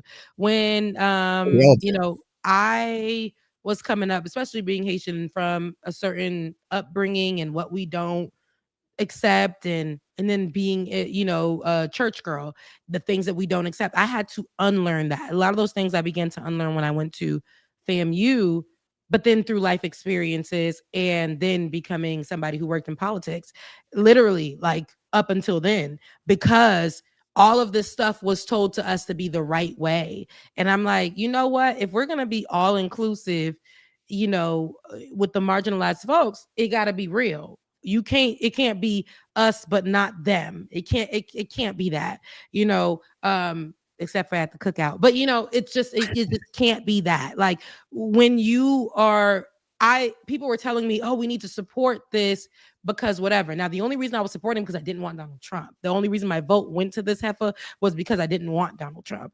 But understand that I was very aware about why people were voting. The same reason why the people came out with the blue bracelets to try to say, but look at me. Like I voted for Kamala, and I just want you to know that, girl, if you don't get on my face, like you and your family and your friends, and the third time if like it's so weird. It's like if you support, you just support. Their needs.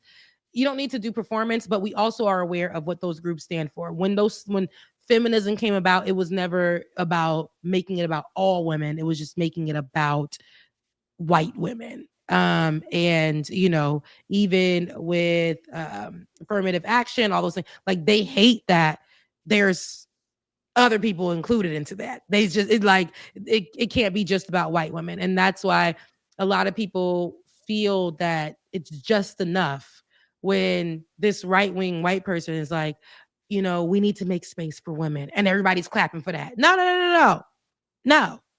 This person is saying something, and you need to hear what they're saying. It's only white women. It's not all women. They're saying white women, and that's why you thinking, oh, she's all for women. No, she just is for white women. Remember, her principles still align with what the right aligns with, and that's everybody but this and everything but this. And we see how they want to mute everyone but them. Everything is a problem. Democrats won big. And while I have my criticisms, of course, of Democrats all day, all the time, but Democrats won big. Finally, we did a little something that gave us a little hope. And the right says, absolutely not. Let's create. Now I want to create things. This is absurd. Let's create things to make sure that they don't win again. That's the problem. Getting us all to fight each other. Like that's how they stay in power. That's how they win. If we're all fighting each other, like that, when you mention where it's like, within this community, they don't like queer people. Within the queer community, they don't like black people. Within this community, they don't like indigenous people. It's all these people without power having to fight each other. And then billionaires just get to watch, right? Because we don't fight them. We don't fight them. You the one with the power. Why are you letting these people go into your mind? And like Mamdani said, like people who making $30 an hour fighting people who make $20 an hour, and that's even too much for some people. Like, because people making $7 an hour in some areas, but you're fighting these people, and both of y'all ain't got no more. You can't. There ain't no access to health insurance. Somebody was complaining online, and rightfully so, but was saying I make over $100 something with $200,000 a year, but my son has a disease, and I'm dependent on the programs to be able to pay for the very expensive medication that my child needs. So y'all all fighting each other, but going through the same things, right? Like in some capacity. So we all need to be in this together, like for whatever. So don't allow that administration to taint or to put out some information that is misinformation, that they're making people believe because I'm better than you, because I make this much, you don't deserve this. Your ass is on Snap. The whole, like, it's all misinformation. Black people are the ones abusing Snap or whatever. I know so many people who are working people who have to be on Snap because of their rent going up. Now that amount is no longer what they can use to feed their family. That extra money has to go to make sure that their children, their family is housed. So they have to be on SNAP for whatever reason, or for their kids to have healthcare, or for their kids to be able to eat something at school, something, right? And, people just going online with this BS. Oh, why, y'all so worried about SNAP? You need to get a job. It's so stupid. And mostly white folks is on SNAP. It benefits them too. Majority, yeah. So that's the true statistic, but people don't want to go in on when they're making their comments and their commentary online. Donald Trump doesn't care about white people. Absolutely. And we always gonna quote the old Kanye, never the new. So all right. Well, I mean, that was a lovely show. I know the two of you said you were only going to stay for a little bit, and you stayed for the whole time because we all have so much fun together and we're cozy. I don't get what happened. Where did everybody go? I know Mike was not feeling good. Ariana did say that she had to go or went to go to the Laverne Cox event. Yeah. But I didn't see, but I know she was out in the streets. I didn't see, I know that we promised them a show with Matt and Ariana, but Matt got ghosted. So. Ariana was apparently off in LA or wherever she was. She couldn't. Yeah, but there's a lot going on. So with the airlines and things like that. So I definitely was one person that told y'all this stuff. It's been a lot going on. David Dole's probably still mourning his Toronto Blue Jays blowing it in Game 7. Unbelievable. I mean, geez. They got that far, all the way to Game 7, and they couldn't pull it off. I mean, what a Canada was crying. Thing to do. Yeah, I could believe it. Canada. That's hilarious. And Mike wasn't feeling well. Just to be clear, Mike wasn't feeling well tonight. Mike's level 60, so send him love. Yeah, there are 28 super chats. Okay, I only have like 4 though, so that means I'm only reading out mine. If you want to read out David Dole's, I'll leave after. Are your super chats here in the thing? No, right? I'm not connected with you. And do you have any super chats, Rebecca? I have some. Do you want to go first? All right. So I was about to complain, like people left like 20 super chats for a chat for either David Dole or Mike, and they're not even here. They're not even here. Usually, I know y'all be sitting down making it rain after I leave. So, so why don't you want to start with yours, Rebecca? We'll start with mine. Tropical Ding Dong. Thank you so much for here we go. Your super chat. The mistake Obama believed that capitulating to moderation, centrism, incrementalism, come on, words, would get us there. Mamdani is Obama's spirit with Bernie policy. And thank you, Nintendo, for becoming a member to my content with no content. Nintendo again, Leftist Mafia. I have a question. Do you consider Orange Man person of color voters is self-hating racist? For me, it's yes, unfortunately. Huh? Yes, and it will always be yes. You're talking about. Oh wait, here we go. This is it. There we go. Kuya Damon, haven't seen you in a while. How are you? So happy to be here, or so happy here in Boston to see Mayor Wu reelected and Mamdani win in NYC. I'm so glad that you got a win in Boston. Many of my proud Muslim classmates. Well, I mean, Mayor Wu, from what I understand, is good, but she also ran unopposed. She wasn't losing. Oh, don't be a hater. Classmates were happy to see his win in NYC. The same like you, Kuya. We everywhere around the world. We was New York. We was somewhere from the boroughs that day. Okay, when we saw the win. So I'm with you on that. Prairie Fire for sure. I would like to shamelessly plug my YouTube channel. Prairie Fire Neb. Everybody go follow. In exchange for you sharing this to the Leftist Mafia community, it's shared. We're out there. You on screen. I will give you this money for part of a rotisserie chicken for sure. Thank you so much as always. $10 doesn't buy a rotisserie chicken anymore? Absolutely. Every time. Every time. Yeah. I was like, no, definitely. I know inflation's gone crazy. Well, I mean, Kowalski is in Nebraska, so maybe he thinks out in like the big cities. You can't buy rotisserie chicken. Are y'all buying $20 rotisserie chickens? What the hell? I mean, you do got to go to like every time. Thank you, because people ain't got the money and it's expensive.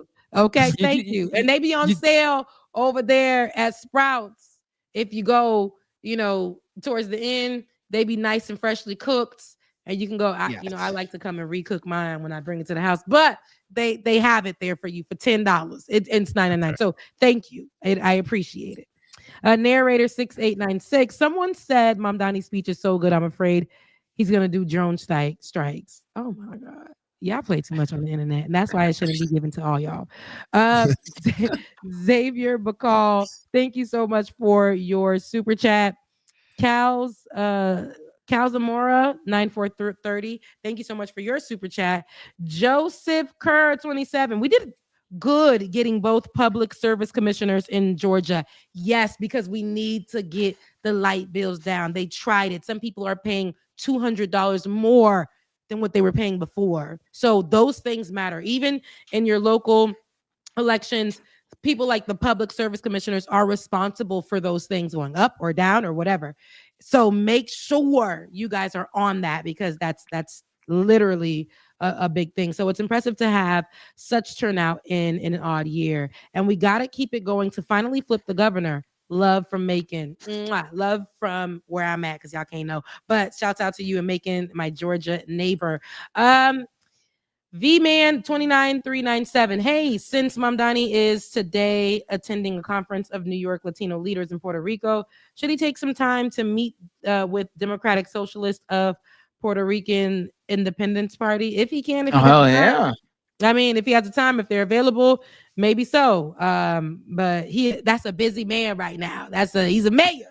It's a busy man. Thank you for your super chat. Parker 402. One of my favorite parts was when Zoran says, if you want to get to any of us, you're going to have to come through all of us. Me It's too. a good line. Yeah. I said, come on. We are family. Yes. I loved it. I loved it so much. Like I said, we ain't even in the city, but we feeling like, yes, we all holding hands. Like, you got to get through all of us to definitely get into the city. Angela W46. There's a much more inspiring line than when Cory Booker said, what was it? You gotta, if you wanna get to me, you have to come through me first, or something. It was yeah, when we look back at those times, it's so cringy. It's so cringy. Jesus, my God. Love Cory at a time, but it just became cringy. Angela W4650. Thank you so much for your super chat. Canada needs a Zoran. You heard, Lance? Canada needs a Zoran. For NDP leader. We have a leftish former Muslim mayor in Alberta who might be premier, but he is not a democratic socialist. Everybody needs a Zoran, sis. I feel you on that. We all need one. Hopefully we all get something. Look, Matt over there cheesing because he got Zoran. We ain't got Zoran, but hopefully we all experience a leader like Zoran after these wins or this win. Jacqueline H 7050. It's class system feminism, not race feminism, white collar feminism versus the rest of the world feminism. I absolutely agree. And thank you for your super chat. Ash. Oh shit. Here we go. Oh shit. Here we go. That's their name. Thank you for your super chat. Speaking of Kanye, did y'all see his bizarre pivot denouncing his anti-Semitism and acknowledging his bipolar disorder? No, I haven't. I believe it, but that he said this, but I knew it was coming at some Hasn't point. he done this already, like years ago, and then he went back? Like, he goes back and forth all the time. Thank you. He the acknowledging his bipolar disorder. He did that years ago. I don't know about him denouncing his anti-Semitism, but he does that very often. You're right, Matt. No, where he goes back and forth, where he'll do something so off the wall and disrespectful to a marginalized community, even if it's his own, and then be like, "Oh, I was off my drugs." Right. Like a year ago, he tweeted something like Jonah Hill made him see the light when it comes to Jewish people or something. Do you remember this, Lance? Like, I can't remember if it was Jonah Hill or if it was someone else, but he mentioned some actor who was like, "I am no longer anti-Semitic because I saw I was watching someone." Right, and then he released that that Hitler song. Yeah, he released the album Tuck that came out after. Yeah, that came out after. So he saw the light and still Heil Hitler. I mean. I don't think he saw the light. No, and did not, and then still blind. Very Ray Charles. Okay, but the thank you. Bay Photo is the last one for the super chat. Tuesday was also a really bad day for Moms of Liberty. Pay attention to the local races, including school boards. Yeah, a lot of. Again, this is going to. I think this recent election is an eye-opener for a lot of people about how important local elections are, and to move forward in knowing what's happening in your city and in your little area. I know what's happening in mine because these white folks, they go out and make sure they vote. They do all the things. I see changes all the time, and I see how it contributes to the city. Also, I did get a Cash App, and I appreciate you. Billy Miles sent me, and I hate doing the Cash Apps. Oh no, I love doing the Cash Apps. I love receiving them, but your full names be on there, so I'm sorry if I said your whole government. But Billy, thank you for your Cash App saying for small blessings. I appreciate it. So I'm gonna head out, but I just wanted to say briefly, Y'all know I've been working the odd jobs, the small jobs, the in-between jobs to try to keep things together. I am facing eviction. So if you guys can, please support your girl. It really, really means a lot. So Becca's voice on Cash App, super chats are open.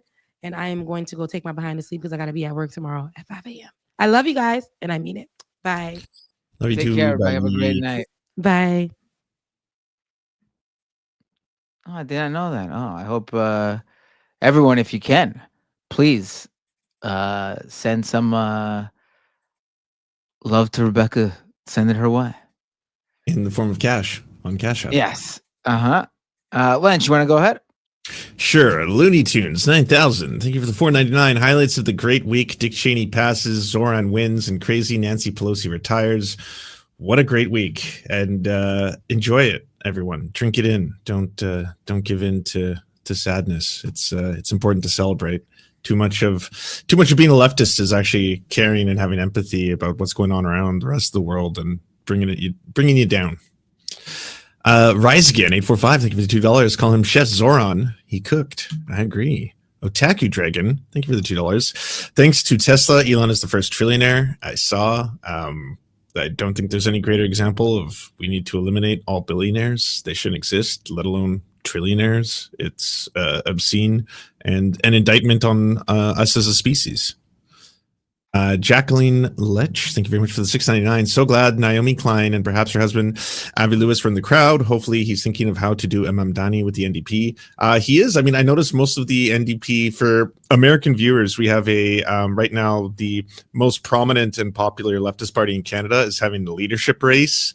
And so right now, a bunch of different candidates are trying to run for the leader of the NDP. I'm personally loving Rob Ashton, Tennille Johnston, she's a fellow Indigenous Canadian, and also Avi Lewis, obviously, who's a friend of the show and has been on a couple times. So I hope any three of them do well and get success. Angela W., thank you for the dono. What do you think of the NDP leadership candidates? That was good timing. I think Rob Ashton is a union rep and seems to be very genuine. So you're getting a working class hero. I think Tennille Johnson is kind of like a lifelong Indigenous activist. And Avi Lewis, I think, is probably the biggest in terms of brand recognition, as he's both like a pretty prominent filmmaker in the country.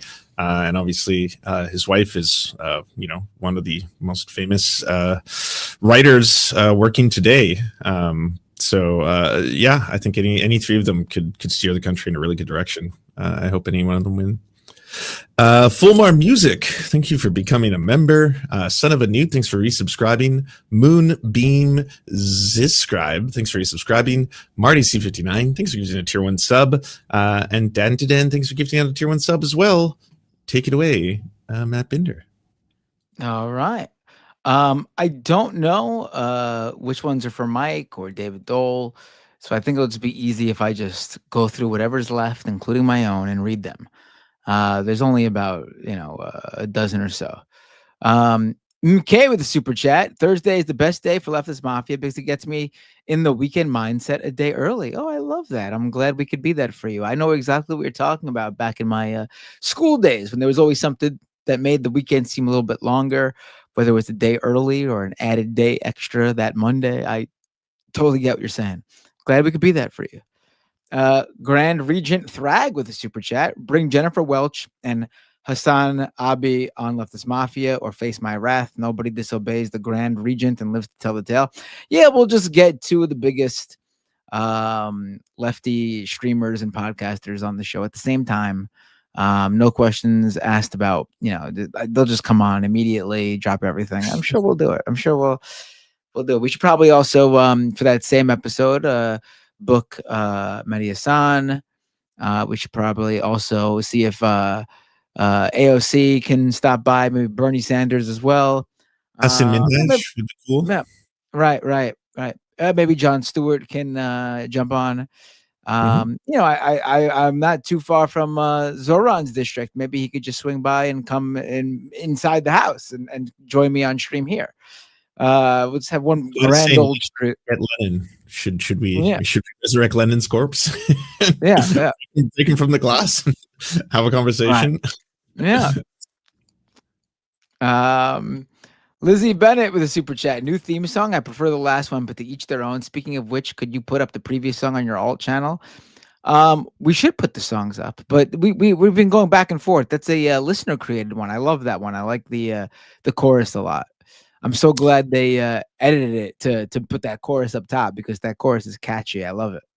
I made the other one that you're probably used to, and yeah, it's up at youtube.com/@memes of production. So that's youtube.com/@memes of production. And then if you just scroll through the videos, you'll see the music video for that song up there.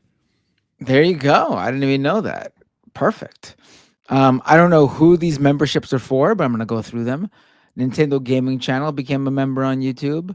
Wanda, with a membership chat, member for 28 months, says millennials took 7 of the 13 new state seats in Virginia. Oh, really? I didn't know that stat. That's interesting. Millennials getting into office, finally. Nintendo Gaming Channel, member for 9 months. Leftist Mafia, I have a question. Why did a person of color voted the... I think you sent this one to Rebecca already, and she read that. Tropical Ding Dong. Let's be real. Obama didn't call himself a socialist. No, Obama didn't. No, that's true. Bay Photo with a super chat. Apparently, Mets owner Steve Cohen has owned a $10 million 18K gold toilet since 2017, created by artist Maurizio Catalan, and he's selling it at auction now. Oh yeah, Steve Cohen, the owner of the Mets, is very rich. That's why he's able to pay Juan Soto almost $1 billion over 15 years. And that's just one guy. It's good for the Mets that there's someone who's got unlimited cash to get them who they need so they can finally win a World Series again. But also not good for everything outside of that. I mean, he's trying to get that casino. He wants a casino built next to Citi Field. That's his big project. I would have a casino in my neighborhood. Not exactly wanted by a lot of people in the community, but it seems like it's going to happen. The area around Citi Field is bad. It's all historically, as long as I've been alive, been like chop shops and stuff like that. It's all like shady auto body shops and random abandoned cars parked under the overpass for the highway. It's not a developed area. I can't even call it industrial though, because it's not like factories and stuff are there. It's just like a dilapidated area around Citi Field, and they're finally developing it. And unfortunately, one of those developments seemed to be a casino. But we'll also get a soccer stadium, New York City's very first soccer stadium. So we'll take the good with the bad, I guess.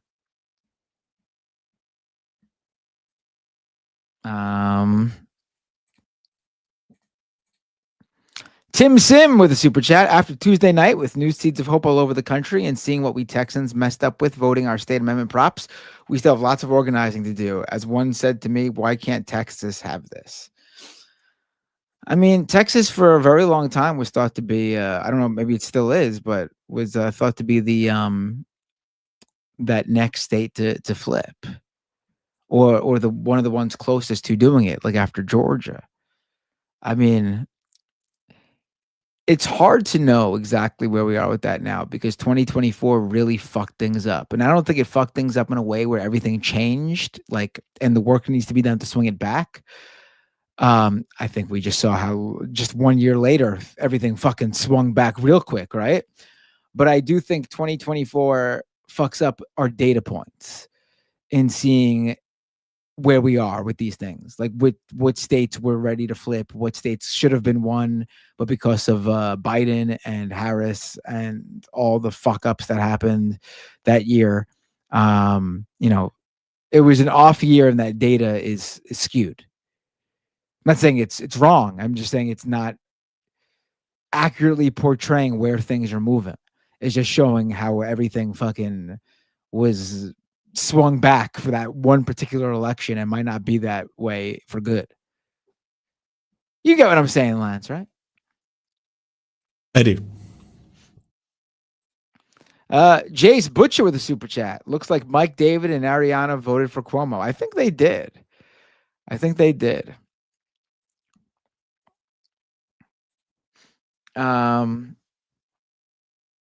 In fact, I think I saw David Dole specifically on the street shouting out, vote for Cuomo, not the homo.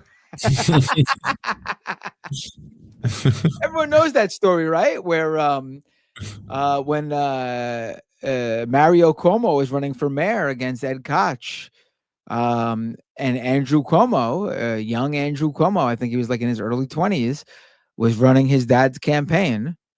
Mr. Anti-Nepo baby himself, Andrew Cuomo, running his dad's campaign in 2020. The strong belief is that he was behind these like flyers that were going out that urged people to vote for Cuomo, not the homo. And the reference was that Ed Koch was rumored to be a closeted gay man at the time. And, during that time, he couldn't really, he couldn't come out. It would be political suicide. But it's been long believed that Andrew Cuomo was behind that. I think it was. Remember during the COVID where he had that speech where he was like, I am black, I am a gay man, I am he was trying to say like he feels everybody's pain. It was, oh God. He should have went with that. It would have been a more inspiring message than Zoran Mamdani is going to do 9/11 again, and there's too much Italian discrimination. That was him trying to make a thing out of that photo of Mamdani giving the finger to the Columbus statue. You saw that, right? Yeah, I saw it. And his whole shtick was like, it's only fine to discriminate against Italians, I guess, right? I'll never for the life of me understand that. Like, I know I'm biased and I talk so much shit about Columbus, but why would anyone want to associate themselves with such a monster? I don't and I say that as a non-Italian person, but I was just like, I would not want any part. It's just like, I'm Italian. I'm mostly Italian, actually. People might not, I'm a bunch of things, but I am mostly Italian. And I have never felt an affinity for Christopher Columbus. I'm sorry. It's incredible that they would rather have a Columbus Day than like try to convince it just to be like Italian American Pride Day or something like that. Like, why would you want your entire identity to be wrapped up into this one guy who even in his own time was jailed for going too far? Like, yeah. By the standards of the time, was fucked up. Was not a good person by that standard. So like, Italians have so many people too to like hold up on a pedestal. Like, it's not like Italians only got Christopher Columbus. Artists. Like, why would you pick Columbus? Right. Hey, the fucking guy who we named America after. You could even use him. Look, Christopher Columbus wasn't even respected enough to name the United States of America after. It was another guy who came after. Yeah, it's wild. And I don't think that guy even stepped foot in America. I think he was just like the first guy to look at the map and he was like, actually, this is not India. This is a whole new place. Yeah, we were way out. Yeah. V-Man says it would be sending a message to the billionaires who screw over both Puerto Rico and NYC that their Caribbean playground is next on our target. Chris with the super chat. Don't forget to put on your 2026 bingo card. Foreign war criminal escorted through NYC by federal law enforcement. Ooh, that would be. It wouldn't surprise me if Trump and Netanyahu wanted to specifically stick their noses up at Mamdani, that if Netanyahu visited New York, but with like federal agents escorting him through, and then obviously Mamdani couldn't do anything. Do you know what I mean? Like, that would not surprise me. I could have very easily imagined that.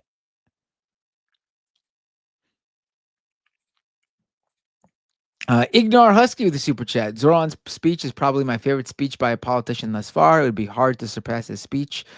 Also, where did Mike go? Mike wasn't feeling good. He just was sick. I think Zoran's speech has a number of lines that are up there. I think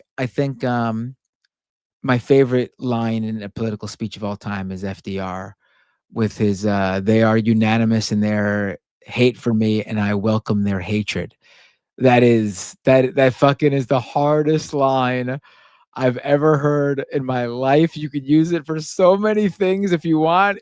Like, obviously the context was the wealthy class that was against FDR at the time, but you could just fucking he kept it. The way he said it was contextless enough where you could use it in other scenarios too. That to me is the hardest political line of all time. But I think Mamdani's got a few lines that are up there. If I ever made a political speech, that would be the fucking line I quote easily. That would be it.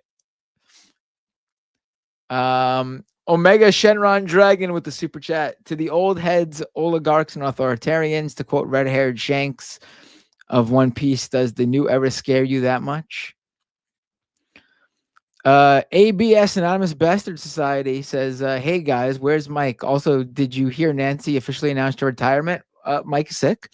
And I did hear that Nancy Pelosi announced her retirement. I'm very sad. Yeah, I found out because the stock market crashed. That's how I knew it happened. Right, yeah.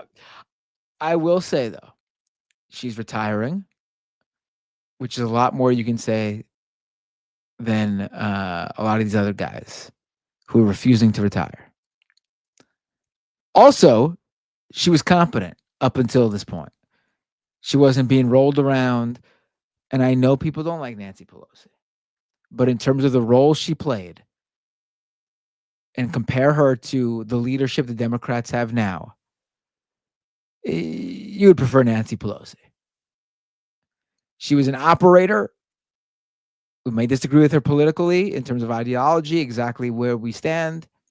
But in terms of being a leader in Congress in the moment, she easily surpassed Schumer and Jeffries. She's retiring. Say something nice. Also, I got a crush on her. Don't forget. She's my girl. Jackson with a super chat. Do you think Obama Sharpton not endorsing Mamdani was them playing the Bumpy Johnson game and selling out to white people? I mean, Sharpton literally had Mamdani there as the only candidate in the past week or two at his events that he does. And while he didn't explicitly say vote for Mamdani, he very strongly wink, nudged everybody when he pointed out that Mamdani's the only person who's there when he was telling them to get out and vote. And I don't think Obama needed to endorse. What would that have done for Zoran? I don't think it would have done anything for Zoran. I think Obama not getting involved the other way was the biggest way he could show his respect to Mamdani. Not like calling up Cuomo and being like, hey, we gotta figure this out. We gotta beat him just like we beat Bernie in 2020. Don't forget that call to the other, apparently that Obama called to the other candidates in 2020 to coalesce around Biden is what finally put the nail in the coffin on Bernie's 2020 campaign.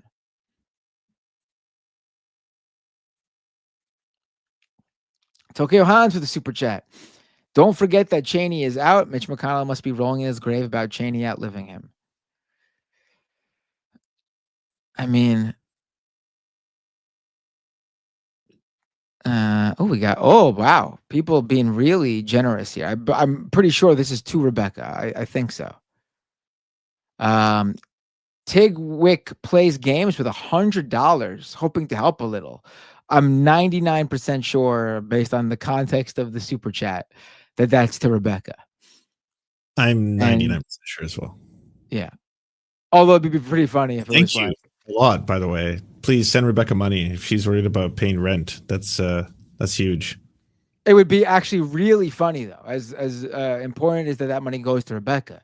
It'd be really funny if that person sent that money to David Dole, and the context of that super chat of "I hope every little bit helps" is directly in referring to David Dole on the ground saying "Vote for Cuomo," not the.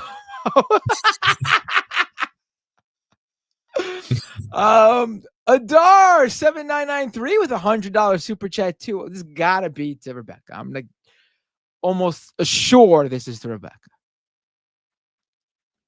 I'll message her. Let her know the good news. So that'd be 200 right there for Rebecca since she left. At least. I don't know if any of these smaller amounts are to Rebecca too.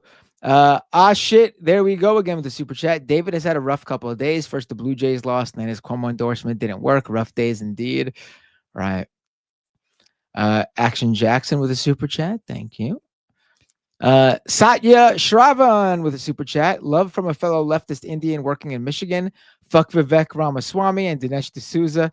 Thank you so much, Satya. And also, please don't feel like you need to denounce Vivek Ramaswamy and Dinesh D'Souza just because you're an Indian. Please don't feel that way. I mean, I appreciate it, but I also don't want you to feel like, oh man, every time I gotta let everyone know I'm an Indian who doesn't support them. You don't gotta do that. Oh, I think they're just saying fuck them. I agree. Oh, they're two right-wing Indian men. So no, I know, but like fuck them.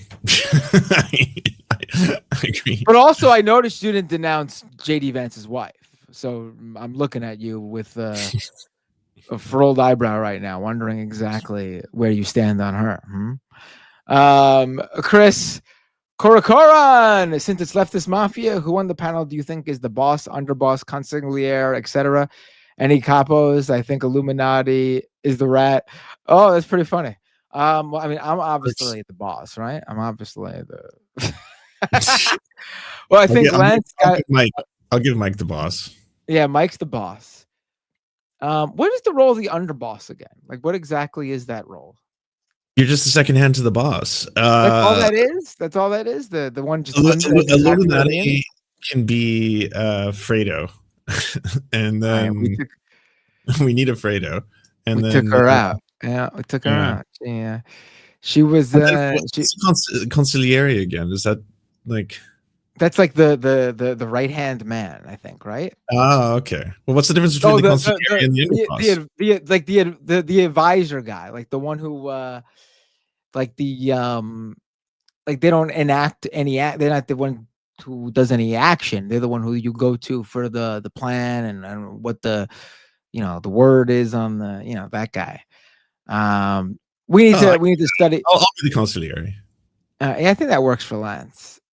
I know a lot of some things and nothing about other things. I'm the what's his face? The fucking what's his name from Goodfellas?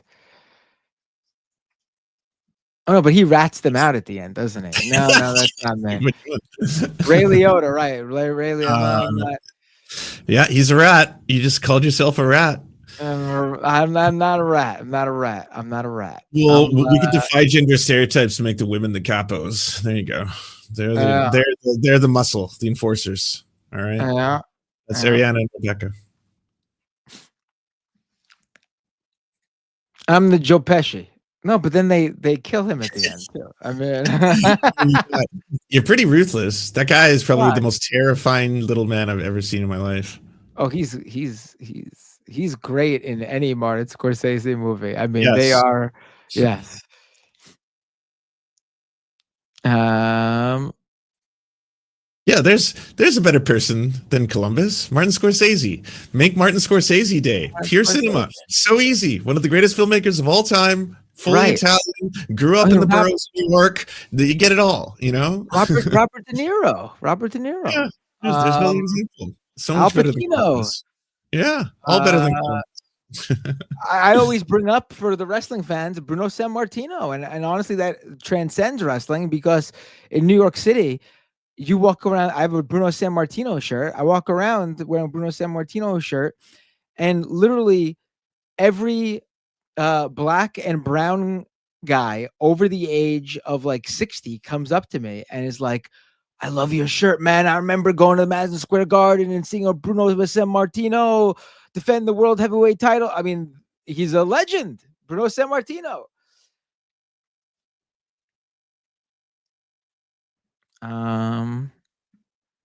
Mike Piazza, even. Why not Mike Piazza? Legendary New York Met. Jacqueline Leach with a super chat. Surname sounds like Leach. Oh, there we go. It's Gaelic. It's about medicine and cleaning toxins. Not saying that anyone will remember, just thought I'd say. Oh, there we go. My daughter's name is Gaelic. Her first name is Gaelic.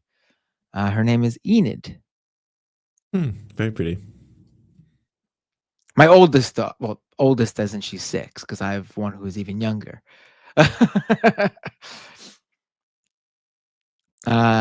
John Jeffrey with the super chat. Columbus didn't even know where he was. Right, exactly. And he didn't know where he was to the day he died. Yep. Is that really? Yeah, let's celebrate Italian Americans. They don't know where the fuck they are. Confused all the fucking time. Hey, no, we don't need to do that. Italians deserve better.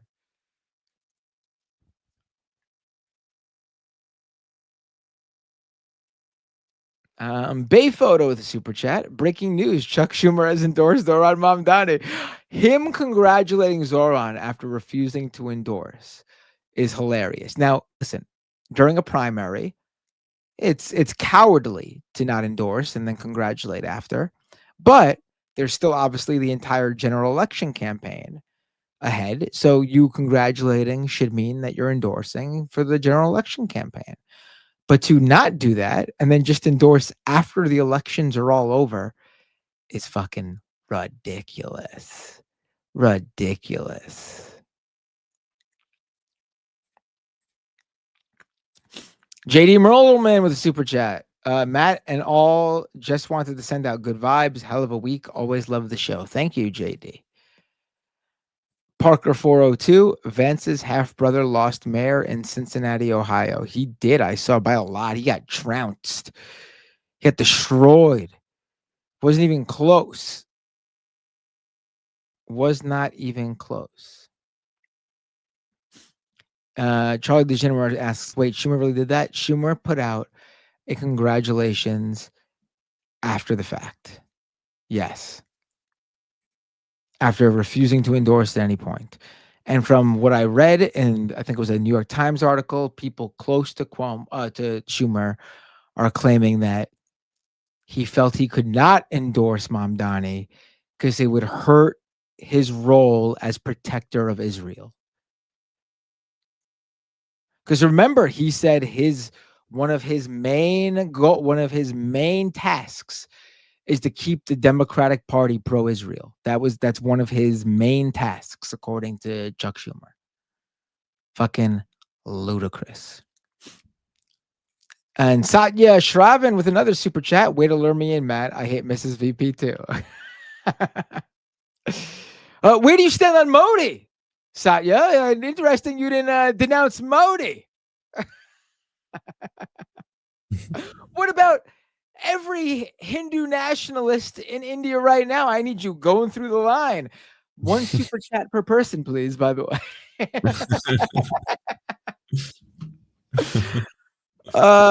No, you don't have. Just joking, obviously, Satya. Thank you so much. All right. Wait, over on Twitch. Let's see if I got anything. While you're getting that, I'll just read one that came in. Shit, here we go. Thank you for the $5 super chat for Lance's beard and chest hair donation fund. I appreciate it. I'm getting the implants soon, and every dollar helps. So thank you. Wait, you're getting implants? What? No, I'm joking. The people make fun of the fact that I can't grow chest or facial hair. You really can't grow any facial hair? Do you shave or not at all? I shave, but it just comes in patches. Like I get a little bit here and then a little teeny fuzz here. But it's because of my mom's indigenous roots. I don't. I'm pretty hairless on the chest and the face. You gotta just grow the beard in one day and just let us see it. Let us see. Okay. Let's see what bearded Lance look. I'm interested.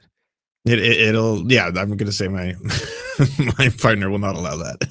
Oh really? She'll like shave that ugly thing off. No, and for good reason. She's looking out for me because it'll look hideous. All right. All right. People on the street will run and scream. And You are blessed as a handsome guy, if I do say so myself. Because I gotta say, a lot of men, myself included here, we grow the facial hair because it makes us it adds to the attractiveness level, not takes away. For No, you that's though, it seems like you don't need that. It seems like you don't need that. Oh, I appreciate it. That's kind words. Oh wait, someone else. Raid Amy. I think that's it. I think that's it. I don't see any more super chats. Oh, we got a raid, right? Who should we raid? Let's see. Let's raid Amy. She's I rated. I think I rated Amy just on Tuesday when me and Mike were on the. Well, no, me and you were on the stream. We rated Amy, right? I rated you, and then left. Oh, then I rated if you Amy. rate Amy, you can rate someone else. We can rate Amy again. Doesn't matter. I mean, it's totally up to you. We could rate Amy again. There's Rhizome. There's Frogan. There's Link to the Pabst. Who's that? I don't know that person. Link to the Pabst. Let me see them. They're like a lefty that makes gaming tourist lives hell on Twitter, always like dunking on them and ratioing them, and they get really upset at them. People like Grums and they're pieces of shit like that. Oh, let's do that. I've never rated them before, so it should be fun. Instead of Link to the Past, it's Link to the Pabst, like a Pabst beer. Found it. Yep, I understood when you said. Yep. I know what Pabst is. Thank you. I know I don't drink, but I do live in a society. I do. Have a lovely evening, Matt. Say hi to your family. Love you big. And thank the mods, everyone, for keeping us safe. Appreciate you. One second. Yep. Thank you, Lance. And thank you, everyone. Great show. Thanks for sticking around, even though it was only 3 out of 6. One day, maybe in the not too far away future, there'll be 4 of us, then maybe 5 of us, then who knows? Maybe even 6 of us together on the stream at the same time. It's true. All right, adios. Oh, he hit that raid button just as he said that.